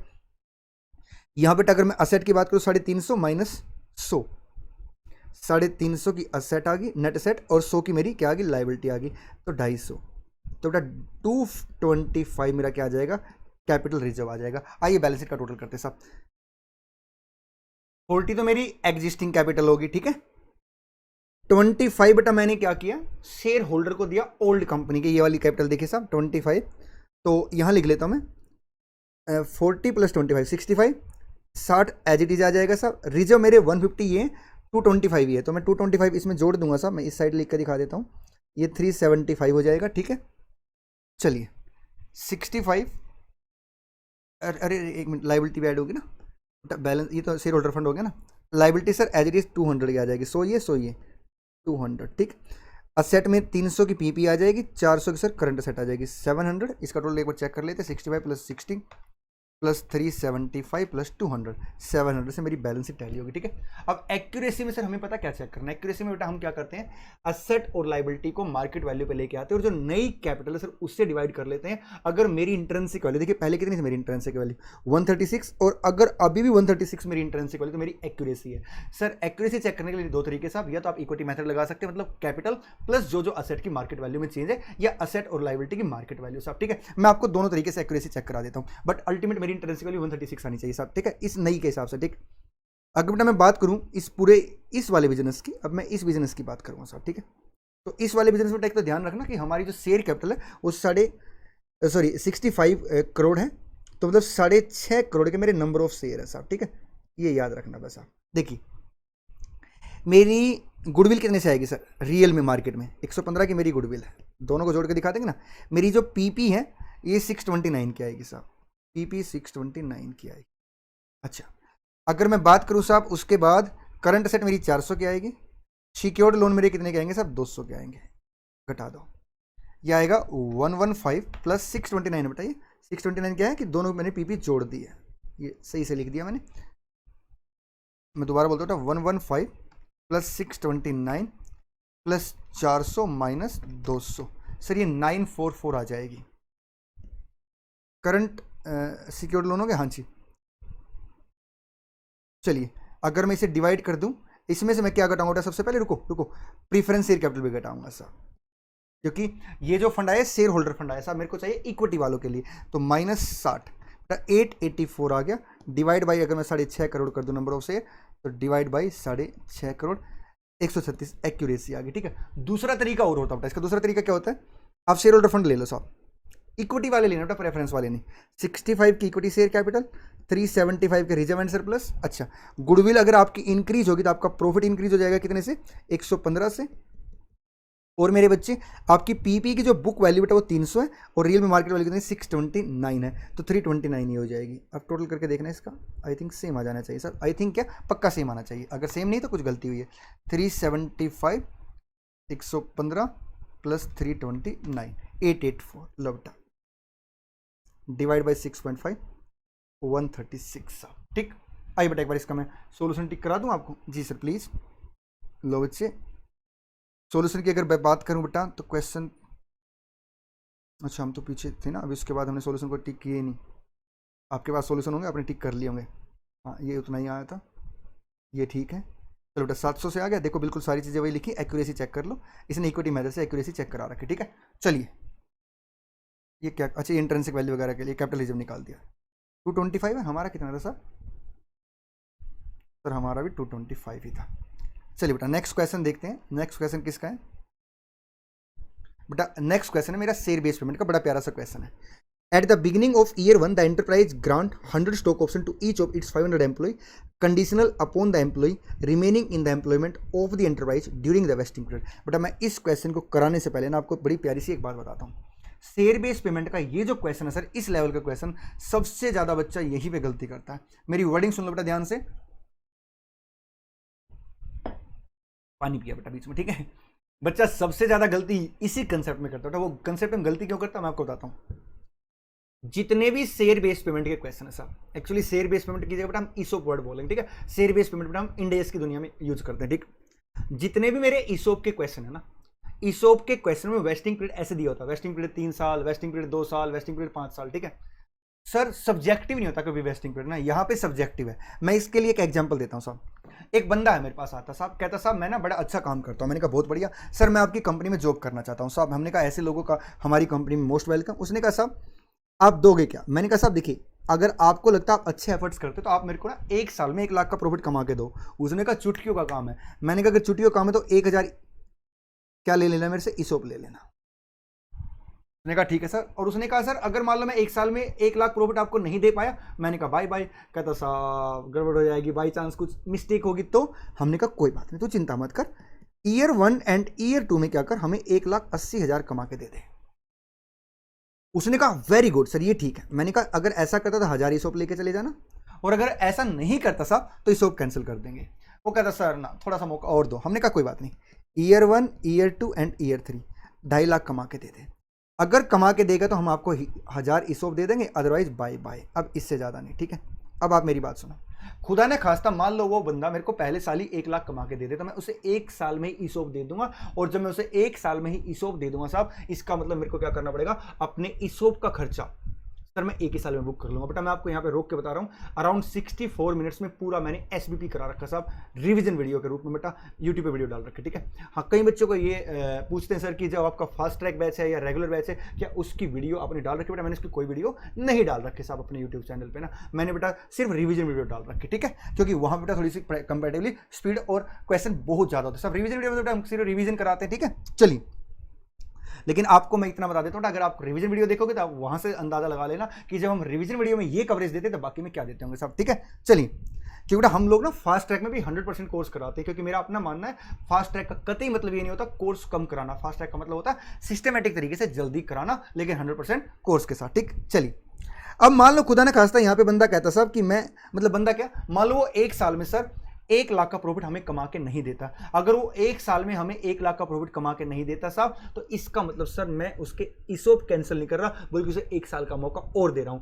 तो पहले साल के आखिर में सर मैं तीसरे साल की बात ही नहीं कर रहा, अगर वो अचीव करेगा तो सर एसबीपी 1 साल में लेके चले जाएगा, और अगर वो अचीव नहीं करेगा तो एसबीपी मतलब ईसोप 2 साल में लेके जाएगा। तो अगर वो अचीव नहीं करेगा तो 1000 ईसोप के खर्चों को मैं क्या करूंगा, 2 साल में एलोकेट कर दूंगा, 2 ईयर्स में एलोकेट कर दूंगा। आइए मेरे प्यारे प्यारे बच्चों, क्वेश्चन पढ़ते हैं। At the beginning of year 1, the enterprise grant 100 stock option to each of its 500 employee, conditional upon the employee remaining in the employment of the enterprise during the vesting period, ठीक है। उसने क्या कहा साहब, साल के पहले दिन हमने एग्रीमेंट कर लिया कि हम एम्प्लॉय को क्या करेंगे साहब, 500 एम्प्लॉय को 100 ईसोप देंगे, ठीक है। The option will vest at the end of year 1। अब देखिए साहब, जर्नली लिखा होता है vesting period 3 years, vesting period 5 years, यहाँ पे उसने ऐसा लिखा है, इसने क्या बोल दिया साहब, ये ऑप्शन पहले साल के आखिर में वेस्ट हो जाएंगे if the earning of the enterprise is 18%, अगर वो 18% अर्निंग करके देता है, ठीक है। Eight the end of second year if the earning of the enterprise is an average of 13%, मतलब अगर वो पहले साल में 18% की अर्निंग नहीं देता तो हम ईसोप कैंसिल नहीं करेंगे, उसे 1 साल का मौका और देंगे। और जब हम उसे 1 साल का मौका और देंगे तो उस केस में क्या कह रहा है साहब, वो उस केस में कह रहा है कि आपको 2 साल की एवरेज अर्निंग कितनी देनी पड़ेगी, 13% देनी पड़ेगी, ठीक है। And eight the end of third year if the earning of enterprise is an average of 10% per year over the 3 years. बेटा मैं हमेशा बच्चों को बोलता हूँ इस चैप्टर में आपको क्या करना चाहिए साहब, प्रॉपर डायग्राम बनाना चाहिए। बेटा हमारे पास सर अब यहाँ पे डायग्राम बनाने का टाइम नहीं, क्योंकि 10 मिनट तो डायग्राम बनाने में लग जाएगी सब, ठीक है। The fair value of the option calculated on grant date sir कितना है, 30। बेटा अगर आप SAR देते हो सब स्टॉक एप्रिसिएशन राइट, तो वहां पे हम लोग क्या करते हैं, वहां पे हम लोग कैश सेटलमेंट करते हैं, इसलिए वहां पे जो वैल्यू लेते हैं साहब, वो वैल्यू कब की लेते हैं, रिपोर्टिंग डेट की लेते हैं, हमेशा बैलेंस डेट की लेते हैं। लेकिन सर अगर हम ईसोप देते तो वो मेरी इक्विटी सेटलमेंट होती है, उसको हम क्या करते हैं साहब, उस केस में हम ग्रांट डेट की वैल्यू लेके चलते, ठीक है। By the end of year 1 the earning of enterprise was 14%, इसका मतलब 18% से कम है। अगर 18% से कम है और उसे लगता है कि सेकंड ईयर में वो अचीव कर लेगा, तो मैं खर्चे को 2 साल में एलोकेट कर दूंगा। 30 एम्प्लॉय हैड लेफ्ट। बेटा एक बात और, हम लोग जो एसबीपी ईसोप का खर्चा निकालते साहब, क्या वो खर्चा एनुअली निकाल के क्यूमुलेटिव करते हैं, क्यूमुलेटिव निकाल के एलोकेट करते? सर इससे फर्क क्या पड़ता है? फर्क पड़ता है। अगर मैं एनुअल खर्चा निकालूंगा तो नंबर ऑफ एम्प्लॉय में एनुअल देखूंगा। अगर मैं खर्चा सर ओवर द पीरियड मतलब इकट्ठा निकाल के ओवर द पीरियड एलोकेट करूंगा, तो मैं कंबाइन खर्चा देखूंगा। उस केस में सर मैं ये नहीं देखूंगा कि साल के आखिर में कितने एम्प्लॉय छोड़ के गए, मैं ये देखूंगा अल्टीमेट कितने एम्प्लॉय सर इसे अवेल करने वाले, ठीक है। चलिए साहब देखिए बेटा क्या क्या क्या लिखता है वो, By the end of year 1, the earning of enterprise was 14% and 30 employee had left. ठीक है, the enterprise expected that earning will continue at a similar rate in year 2 and therefore expected the option will vest at the end of the year 2. The enterprise expected on the basis of weighted average probability that further 30 employee will leave during the year 2 and therefore assume 440 employee left, vest 440 employee क्या होगा साहब, that option will vest 440 employ at the end of the year 2। ठीक है, चलिए बेटा इसका मतलब मैं एक काम करता हूँ, यहाँ पे ये चीज़ें अब मेरे काम की नहीं है, ये समझाने के लिए था, तो मैं ईयर एंड पे बेटा हमने ना इसके अपने हैंड रिटन नोट्स भी शेयर कर रखे हैं उस वीडियो के अंदर ना, वो आप टेलीग्राम चैनल से ले सकते हैं। देखिए अगर मैं ईयर 1 की बात करूँ तो 440 एम्प्लॉय लूँगा, एक को कितना मिला सा 100 SBP ईसोप मिले, 30 रुपये मेरी फेयर वैल्यू, ये खर्चा मैं 2 साल में एलोकेट करूँगा, तो कितने से आएगा साहब, ये 440 इंटू 100 इंटू 30 डिवाइड बाई 2, 6,60,000 आ गया साहब, ठीक है। चलिए अगर मैं ईयर 2 की बात करूं साहब, यहाँ है ना जगह, हाँ जी, आइए ईयर 2 में ध्यान से देखना बेटा, अभी 30 एम्प्लॉय छोड़ के गए, 30 एक्सपेक्टेड थे, तो मेरे पास 500 माइनस 30, 470 एम्प्लॉय अवेलेबल है, ठीक है। Bye the end of year 2 the earning of the enterprise was only 10%, इसका मतलब एवरेज अर्निंग आपकी 13% नहीं आई, मतलब पहले साल आई 14%, दूसरे साल आई 10%, तो 12% की एवरेज बनी है अभी आपकी, ठीक है। चलिए by the end of year 2 the earning 14% है, हाँ जी, 10%, 28 employ have left during the year, 28 ने सेकंड ईयर के में छोड़ दिया। अब मेरे पास 442 एम्प्लॉय अवेलेबल है। यहाँ थे सर ईयर एंड में 470 एक्सपेक्टेड मैंने घटा दिए थे, यहाँ पे सर 442 एक्सपेक्टेड भी मैं घटाऊंगा साहब इसमें से, ठीक है। चलिए the enterprise expect that a further 25 employ will leave during the 3 year, sir 25 employ और छोड़ देंगे, इसका मतलब सेकंड ईयर में मेरी सेटलमेंट नहीं हुई तो अब मेरा खर्चा कितने साल में चला जाएगा, सब 3 साल में चला जाएगा, ठीक है। तो यहाँ पे मैं क्या करूँगा, 417 into 100 into 30 divide by 3 into 2, ये मेरे 2 साल का क्यूमुलेटिव एक्सपेंडिचर आ जाएगा, इंटू आएगा 3000, मैंने मल्टीप्लाई कर लिया पहले इसको, डिवाइड बाई 3 इंटू 2, 8,34,000 सर ये खर्चा आ जाएगा मेरा क्यूमुलेटिव 2 साल का, जिसमें से मैं ओपनिंग घटा दूंगा बेटा, यहाँ पे मेरा ओपनिंग 0 था तो 660 मेरे पूरे साल का खर्चा था, इसमें से मैं ओपनिंग घटा दूंगा, माइनस आएगा 660 बेटा, 1,74,000 मैं क्या करूँगा, employ benefit employ compensation expenses के नाम से डाल दूंगा एज पर गाइडेंस नोट, ठीक है। चलिए मेरे 442 एम्प्लॉय थे, हाँ जी, by the end of third year 23 employee, अच्छा एटलीस्ट ये तो बेटा आगे की बात दे रखी थी उसने, 23 employ had left and the earning, मतलब ये है कि वो ये कहना चाह रहा था यहाँ पे 6% और कमा लेगा, तो 2 साल का 24% हो गया क्यूमुलेटिव, 6% और कमा लेगा 3 साल का 30% हो जाएगा साहब, तो एवरेज 10% हो जाएगा, लेकिन उसने 8% कमा लिया, इसका मतलब 10% से ज़्यादा कमा लिया उसने, तो हम क्या करेंगे 23 एम्प्लॉय और छोड़ के चला गए, इसका मतलब ईयर 3 में 23 एम्प्लॉय और छोड़ के चले गए, 442 माइनस 23, 419, तो 419 इंटू 100 इंटू 30, 3 साल का कंपाउंड खर्चा आ जाएगा, यह आएगा 12,57,000, जिसमें से मैं ओपनिंग घटा दूंगा 8,34,000, 1257 है ये, माइनस आएगा 834 बेटा, 4,23,000 में क्या करूँगा पेंडल अकाउंट में डाल दूंगा, रिक्वायरमेंट देख लेते हैं, और अगर कुछ एम्प्लॉय ने क्या किया साहब वेस्ट कर दिया और कुछ ने वेस्ट नहीं किया, उतना अमाउंट जिसने वेस्ट नहीं किया उसको कहाँ डाल दूंगा, जर्नलिज्म में लेके चला जाऊंगा, लेकिन आई थिंक क्वेश्चन ने इतना सब मांगा नहीं है, पर ये क्वेश्चन आगे क्या लिखता है, आगे लिखता है you are required to determine the compensation expenses to be recognise each year, वो कह रहा साहब आपने हर साल कितना खर्चा बुक किया वो निकालना, ठीक है। चलिए बेटा मैं इसका आपको आंसर भी दिखा देता हूँ एक बार, इन बिटवीन में एक बार फिर से पानी पी लेता हूँ, आप इसका आंसर देखिए साहब, देखिए 660, 174 और 423। चलिए B, a company borrowed a sum of 85 lakh for its expansion, बेटा उसने 85 लाख एक्सपेंशन के लिए, the term of the loan were आज एज फॉलोअर, टेन्योर कितना साहब 10 साल है, interest is payable 12% per annum and the principal is repayable at the end of the 10 year, वो कह रहा है हर साल वो ब्याज देगा और उसके बाद क्या करेगा साहब पूरा पैसा वापस दे देगा। The company defaulted in payment of interest for the year 4, 5, 6, sir चौथे 5वें 6ठे साल में वो पेमेंट नहीं कर पाया, ठीक है। A loan reschedule agreed took place at the end of the 7th year, as per the agreement the company is required to pay 150 lakh at the end of 8th year, बेटा जब भी rescheduling होता है ना तो यहाँ पे sir modification या एक्सटिंग्विशमेंट की अकाउंटिंग होती है साहब, लेकिन उतना डिटेल में वो न्यू कोर्स में होता, ओल्ड कोर्स में नहीं होता साहब, ओल्ड कोर्स में तो बड़ा आसान सा है सर, उसने बोला कि वो 150 लाख दे देगा 8वें साल के आखिर में, आई मीन टू से सर 3 साल तक उसने ब्याज पे करता रहा तो उसका प्रिंसिपल अमाउंट सेम आएगा, क्योंकि यहाँ पे आपका इफेक्टिव इंटरेस्ट रेट भी सेम आएगा, अगर आपका इफेक्टिव इंटरेस्ट रेट और कॉन्ट्रेक्चुअल कैश फ्लो अलग होता तो ये बुक वैल्यू चेंज हो जाती है साहब, ठीक है।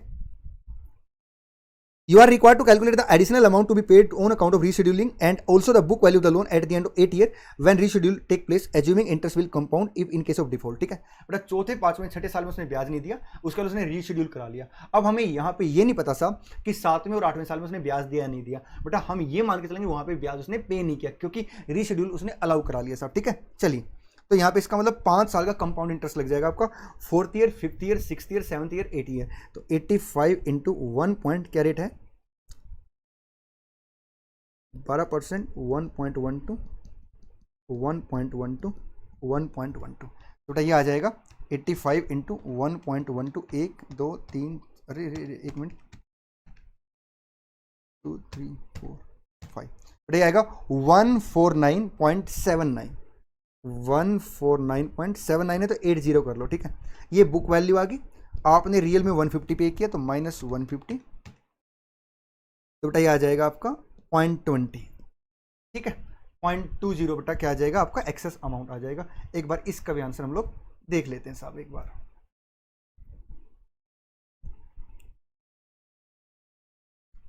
देखिए बेटा वो राउंडिंग ऑफ है, मैंने लैक्स में लिख दिया 79 तक ना, उसने क्या किया लास्ट तक लिख दिया साहब, ठीक है। चलिए अच्छा नोट उसने दे दिया साहब, एज्यूम कर ले 7वें और 8वें साल में हमने ब्याज नहीं पे किया। From the following information of worth limited compute the economic value added. बेटा इकोनॉमिक वैल्यू एडेड का मतलब होता है आपकी कोर एक्टिविटी से आपकी अर्निंग क्या है और आपके लॉन्ग टर्म जो इन्वेस्टर है, चाहे वो शेयर होल्डर है, प्रेफरेंस शेयर कैपिटल है, मतलब या आपके डेट है, उससे आपने क्या एक्सपेक्ट है उन लोगों को कमाने का, उसका जो डिफरेंस है बेटा वो आपके लिए क्या बन जाता है साहब, आपकी कोर एक्टिविटी की इनकम बन जाती है, that is called economic value added. बेटा इसका फॉर्मूला होता है return on operating capital minus weighted average cost of capital into operating capital, ठीक है। रिटर्न ऑन ऑपरेटिंग कैपिटल निकलता बेटा net operating profit after tax. बेटा मैंने इस चैप्टर की भी वीडियो डाल रखी साहब, ठीक है। NOPAT divide by operating capital into 100, ठीक है। अब देखिए साहब नो पैट का मतलब होता है profit before interest and tax minus sir economic tax, ठीक। चलिए अब मैं क्वेश्चन पढ़ लेता हूं साहब एक बार। वेटेड एवरेज कॉस्ट का मतलब होता है केडी प्लस केपी प्लस केई, ठीक है। केडी में हम टैक्स के रेट का इफेक्ट लेते हैं, केपी में बेटा अगर डिविडेंड पे किया आपने डिविडेंड डिस्ट्रीब्यूशन टैक्स तो उसको ग्रोस अप करते हैं साहब, ठीक है। इक्विटी में सर वो सब नहीं होता, उस इक्विटी में बेटा मार्केट रेट लेके चलते हैं, मार्केट रेट और रिस्क फ्री रेट का डिफरेंस बेटा रिस्क फ्री में होता है जिसको हम बीटा से मल्टीप्लाई करते हैं। क्वेश्चन पढ़ते हैं साहब एक बार, ठीक है।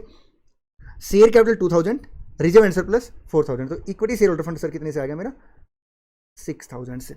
लॉन्ग टर्म डेट मेरे 400 है, टैक्स रेट मेरा 30% है, रिस्क फ्री रेट कितने से बेटा 9% से, मार्केट रेट ऑफ रिटर्न कितने से 16% से, तो 7% का मेरा प्रीमियम आ गया रिस्क प्रीमियम, जिसे मैं बीटा से मल्टीप्लाई कर दूंगा, ठीक है बेटा।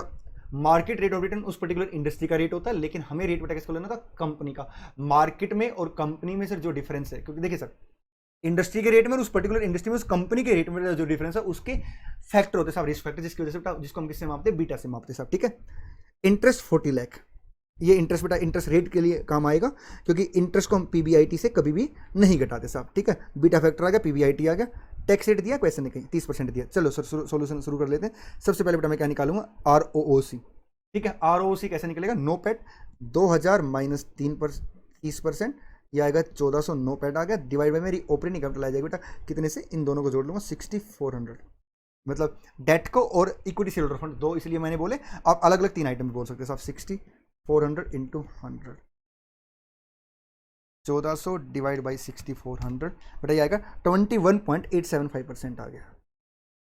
चलिए दिस इज कॉल्ड माई आरओओसी। अब लेते हैं वेटेड एवरेज। सबसे पहले आएगा केडी, केडी कितने से आएगा बेटा, केडी अगर आप देखोगे साहब तो यहाँ पे 40 डिवाइड बाई 400 का लोन है, 10% आ गया, 10% माइनस 30% टैक्स का स्लैब रेट है। अच्छा वेटेड एवरेज आ जाएगा सर 400 डिवाइड बाई 6400, एक मिनट बेटा, 10% माइनस 30% इंटू 400 डिवाइड बाई 6400 बेटा ये आएगा 0.4375%, ठीक है। चलिए अब यहाँ पे बेटा क्या आएगा, risk free rate plus beta multiply by risk premium, ये रेट आ गया साहब, ये रेट आ जाएगा 16.35, मल्टीप्लाई करेंगे 6000 divide by 6400, 16.35 divide by 6400 into 6000 बेटा ये आएगा 15.33 ले लेते साहब, ठीक है, 3280 ले लेते, चलो ठीक है। ये बेटा मेरा कौन सा आएगा, ये मेरा आ गया के ई, के डी प्लस के ई जोड़ देते, इसमें जोड़ देते हैं पॉइंट, ये आ जाता, ये है के डी प्लस के ई 15.328% प्लस आएगा 15.328, ये आ जाएगा बेटा 30 पॉइंट, गड़बड़ होगी कुछ, दो अच्छा मल्टीप्लाई हो गया, रुको 0.4375 प्लस आएगा 15.328, 15.7655। चलिए बेटा अब इसमें से घटा देते हैं 15.7655%। ऑपरेटिंग कैपिटल बेटा कितने से, मेरी ऑपरेटिंग कैपिटल बच्चे मेरी 6400, 21875 इंटू आएगा 6400 परसेंटेज, 391 का बेटा इकोनॉमिक वैल्यू एडेड आ गया मेरा। क्या आ गया? Economic value added. चलिए एक बार इसका आंसर क्रॉस टैली करा देते हैं आपको।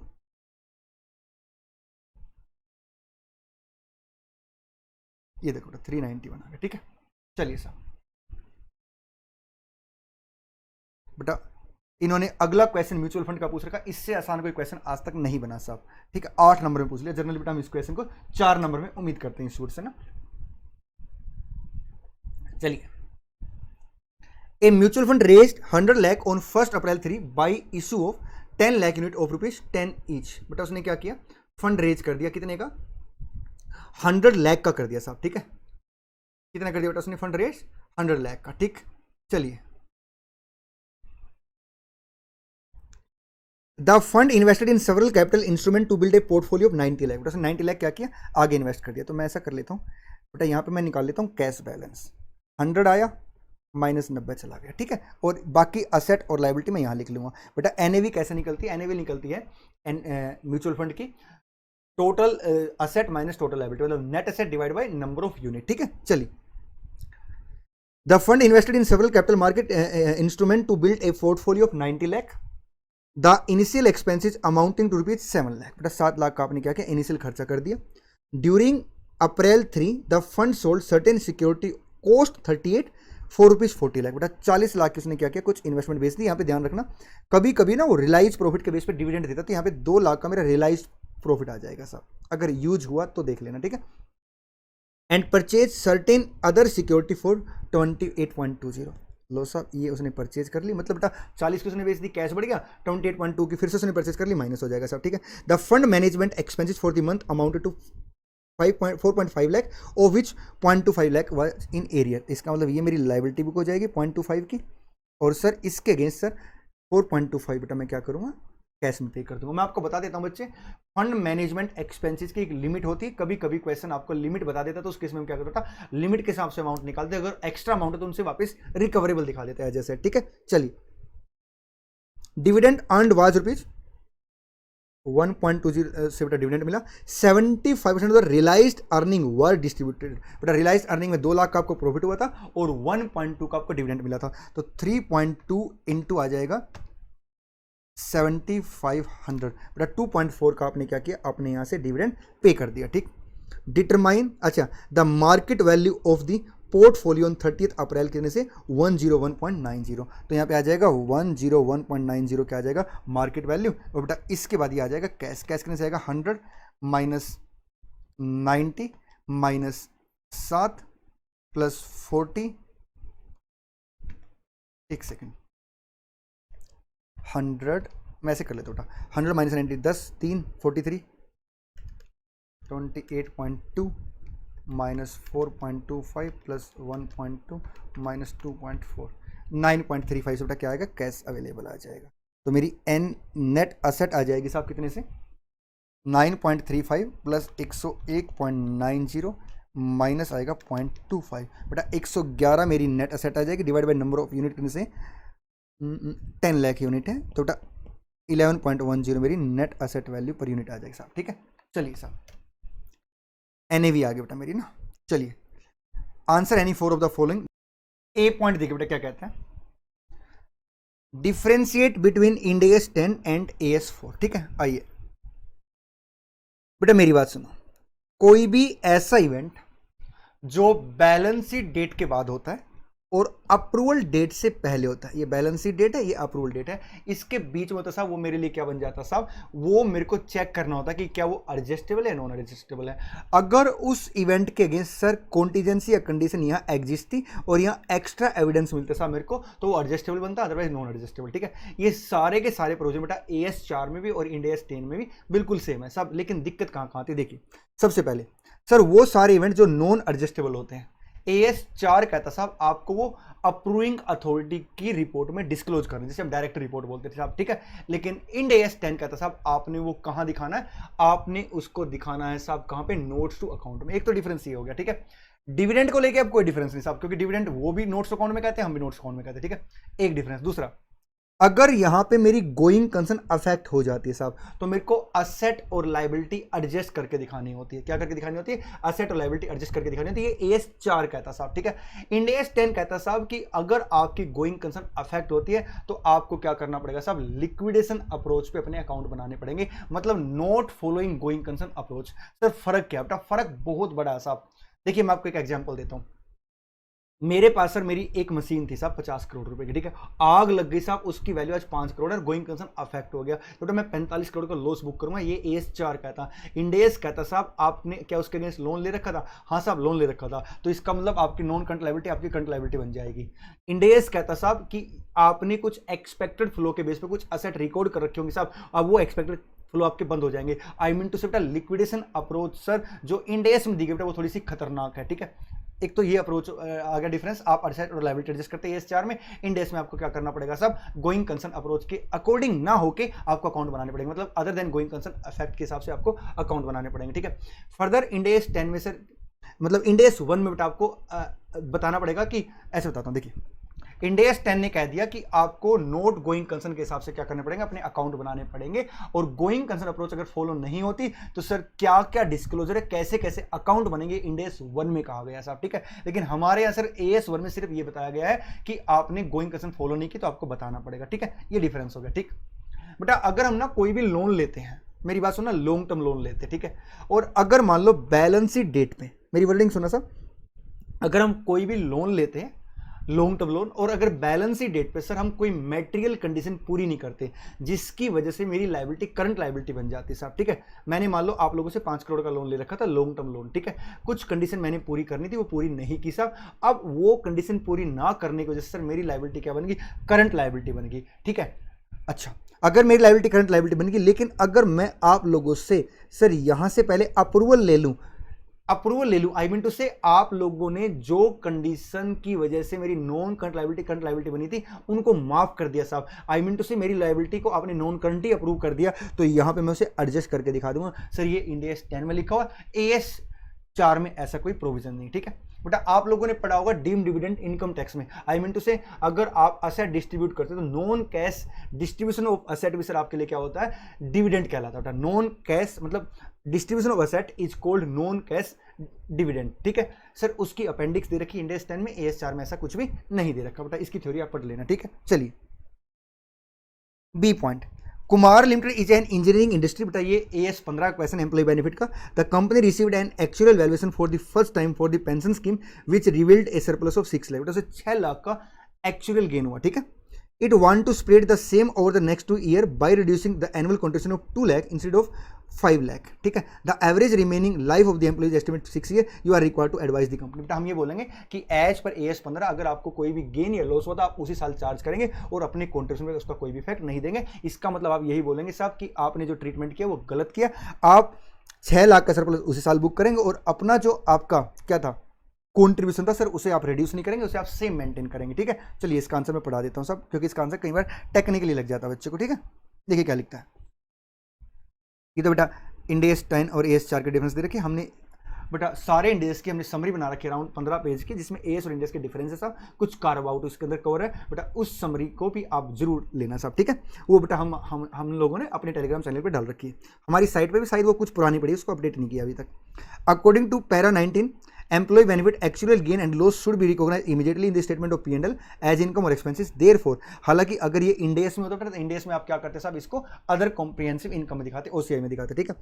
Therefore, surplus of 6 lakh in the pension scheme on its actual valuation is required to be credited to the statement of P&L account of the current year. Hence, Kumar Limited cannot separate the actual gain of 6 lakh over the next 2 years by reducing the annual contribution of 2 lakh instead of 5 lakh. It has to contribute rupees 5 lakh annually for the pension scheme. मतलब इसे reduce नहीं कर सकता, ठीक है। चलिए next question क्या लिखता है, B limited entered into sale deed for its immovable property with A limited before the end of the year and that property was given for use to A limited at the same time, ठीक है। But उसने क्या किया, एक sale deed बनवा ली और उसको use करने के लिए प्रॉपर्टी दे भी दी, ठीक है। Registration was done with the registrar subsequent to balance sheet date but before finalisation of account. बेटा मैं आपको बता देता हूँ, ये मैं आपको ना थोड़ा सा रेफरेंस AS1 का भी दूंगा, हालांकि इसमें AS1 का रेफरेंस नहीं मिलेगा। बेटा AS1 में आपने पढ़ा हुआ substance over form. Substance over form क्या कहता है साहब, अगर आपने सारे फैक्ट के हिसाब से सर, फैक्ट आपने सारे फॉलो कर लिए, चाहे आप लीगली फॉलो ना भी करो तो भी आप सर फैक्ट के हिसाब से अपनी अकाउंटिंग कर सकते हैं। बेटा मैंने क्या किया, सारा पैसा दे दिया और पोसेशन ले लिया, रजिस्ट्री अभी पेंडिंग है, और अगर ये रजिस्ट्री सर मैं अप्रूवल डेट से पहले करा लेता हूं तो एज पर AS मेरे लिए क्या बन जाएगा, एडजस्टेबल इवेंट। तो हम यहाँ पे बोल सकते हैं साहब कि यहाँ पे जो बायर है वो अपने यहाँ पे एसेट रिकॉर्ड कर सकता है, और सेलर बेटा अपने यहाँ से बुक्स को में से एसेट को हटा सकता है और डिफरेंस प्रॉफिट और लॉस में बुक कर लेगा साहब एज पर AS 9। ठीक है, मतलब वो सेल बुक कर लेगा। ठीक, चलिए इसका आंसर खुद पढ़ लेना। On 1st April X1 Delta issued 30 lakh 6% convertible debenture of face value of ₹100 पर डिवेंचर एट पार। ठीक है बेटा, उसने 6% कन्वर्टेबल डिवेंचर फेस वैल्यू का क्या किया, एट पार पे इशू कर दिया। ठीक है, the debenture are redeemable at a premium 10% on 31 March X5। बेटा 4 साल बाद वो रिडीमेबल है। बेटा मैं आपको बता देता हूँ, ये बात ना मैं अपनी क्लास में बार बार बोलता हूँ कि रिडीमेबल में कन्वर्टेबल भी इंक्लूड होता है। सब कोई भी डिवेंचर जब आप इशू करते हो और बदले में चाहे आप सिक्योरिटी दो या सर कैश दो, वो रिडीमेबल वर्ड ही यूज होता है। अगर आप उसको कैश देते हो साहब तो ये आपकी फाइनेंशियल लायबिलिटी बनती है, और अगर आप फिक्स नंबर ऑफ शेयर के हिसाब से आप उसे इक्विटी शेयर देते हो साहब तो आपके लिए क्या बनती है साहब, ये इक्विटी बनती है। ठीक है, अगर ये मैंडेटरी कन्वर्टेबल है तो सर हम क्या करते हैं, जो कॉन्ट्रेक्चुअल कैश फ्लो है, मतलब 30 लाख पे जो 6% आप ब्याज दोगे सर, उसकी पीवी मेरे लिए मार्केट रेट से उसकी पीवी मेरे लिए क्या बन जाएगी, फाइनेंशियल लायबिलिटी, डिफरेंस मेरे लिए क्या बन जाएगा साहब, इक्विटी। लेकिन अगर ये कन्वर्टेबल ऑप्शन है कंपनी के ऊपर तो कंपनी हमेशा ये मानेगी कि उसने डिनाई टू कैश कर दिया साहब, मतलब वो इक्विटी शेयर देगी तो सेम ट्रीटमेंट होगा साहब। ठीक है, लेकिन अगर ऑप्शन है डिवेंचर होल्डर के पास तो हम हमेशा क्या मानेंगे, वो डिमांड करेगा कैश के लिए। चलिए साहब अब देखते हैं आगे क्या कहते हैं। The debenture are redeemable at a premium of 10% on 31st March, or these may be converted into ordinary share at the option of the holder। बेटा होल्डर के पास ऑप्शन है, इसका मतलब सर वो हमेशा क्या करेगा, कैश की डिमांड करेगा। ठीक है, the interest rate for the equivalent debenture without conversion right would have been 10%। Being compound financial instrument, you are required to separate equity and debt portion as on 1st April X1 the present value of one receivable at the end of the year based on the discount 6% और 4%। बेटा 6% की तो relevancy आई। देखिए year 4 के बाद आप 30 लाख का क्या दोगे साहब, लाइबिलिटी पे करोगे, लेकिन 10% प्रीमियम पे, इसलिए डिस्काउंट फैक्टर कितने से आएगा साहब, ऊपर तो आप यहाँ लिख लो बेटा 30 लाख तो आपके पास कैश आया है। ठीक है, इंटू आ जाएगा 0.68 10% के हिसाब से, तो ये आएगा 30 लाख इंटू 1.1 इंटू आएगा बेटा 0.68, 22,40,000 साहब। ठीक, अच्छा दूसरा क्या आएगा बच्चे, आप हर साल 6% इंटरेस्ट दोगे, मतलब 1,80,000 आप क्या करोगे, हर साल इंटरेस्ट पे करोगे। तो 1,80,000 सर, या तो अगर मान लो आपका कैश का जो फ्लो है वो अगर डिफरेंट अमाउंट से है तो आप हर साल की पीवी अलग निकालोगे, अगर वो सेम अमाउंट से बेटा हम क्या करेंगे, एन्युटी फैक्टर यूज करेंगे। क्या यूज करेंगे बेटा, एन्युटी फैक्टर। तो यहां पे एन्युटी फैक्टर देखिए सर 0.91 प्लस 0.83 प्लस 0.75 प्लस 0.68, बेटा 3.17 आ गया, तो मैं इसे 3.17 से मल्टीप्लाई कर दूंगा। 1,80,000 इंटू 3.17, 5,70,600, ये दोनों मेरे लिए जुड़ के क्या बन जाएगी, फाइनेंशियल लायबिलिटी। 28,14,600 फाइनेंशियल लायबिलिटी बन गई साहब, और माइनस 30 लाख, 1,85,400 मेरे लिए क्या बन गई, इक्विटी बन गई। ठीक है, चलिए साहब इसका आंसर देखना। चलिए 1,85,400 इक्विटी बन गई साहब, बाकी फाइनेंशियल लायबिलिटी बन गई। ठीक है, आइए From the following detail, compute the according to live and Savage model the value of human resources of the employee। बेटा हम इस मॉडल के अंदर बेटा L&S मॉडल बोलते हैं बेटा हम इसे प्यार से, इसके अंदर हम वैल्यू कैसे निकालते हैं साहब, जो भी आप एम्प्लॉय को सर बेनिफिट लेने वाले उसकी पीवी। ठीक है, और अगर क्वेश्चन में एम्प्लॉय का बेनिफिट नहीं दे रखा तो सर उसकी सैलरी उसका बेनिफिट मानी जाती है साहब। ठीक है, देखिए ये तो एक ही कैटेगरी के एम्प्लॉय कुछ है ही नहीं साहब, इसमें तो 30,000 सर क्या एनुअल अर्निंग है, 62 साल रिटायरमेंट एज है, 60 साल, मतलब 2 साल और वो काम करेंगे साहब। तो 2 साल का नंबर ऑफ एम्प्लॉय 50 है, 2 साल के क्या करेंगे बेटा, वो 2 साल काम करेंगे, तो हम क्या करेंगे साहब, ऐसा करते हैं, रुको 50 एम्प्लॉय है, एक एम्प्लॉय को 30,000 सैलरी देंगे, 2 साल का एन्युटी फैक्टर से मल्टीप्लाई कर देते हैं। ठीक है, 1 डिवाइड बाई 1.15 इक्वल टू ये आएगा 1.626, तो 50 इंटू 30,000 इंटू 1.626, 24,39,000 बेटा आ जाएगा मेरा आंसर। ठीक, चलिए 24,39,000 बेटा, वो राउंडिंग ऑफ का डिफरेंस है क्योंकि इन्होंने एक्यूरेट ले लिया साहब। अब डेसिमल जितने ज़्यादा लोगे उतनी एक्यूरेसी से आंसर आ जाएगा। ठीक है बेटा, इसी के साथ हमारा मॉक टेस्ट खत्म होता है। ठीक है बेटा, for more video subscribe our channel और अपने दोस्तों के साथ बेटा इसको शेयर करना। और एक बात मैं आपको बता देता हूँ बेटा, हम लोगों ने फिर से बता देता हूँ चलते चलते कि टेलीग्राम चैनल बेटा अपनी टेस्ट सीरीज चला रखी साहब। ठीक है, तो आपने सर उसे ज्वाइन करना है और बेटा उसमें अच्छे अच्छे लेवल के क्वेश्चन है। ठीक है, और अगर अभी तक आपने ज्वाइन नहीं किया तो सर आप अपने हिसाब से अपना टाइम शेड्यूल बना के, आंसर भी हमने वहाँ पे डाल रखे साहब, क्वेश्चन भी डाल रखे, तो क्वेश्चन पेपर डाउनलोड करके आप अपने हिसाब से एग्जाम देकर उसे चेक कर सकते हैं। ठीक है, चलिए बेटा आज के लिए इतना ही। Thank you so much, all the best, god bless, thank you.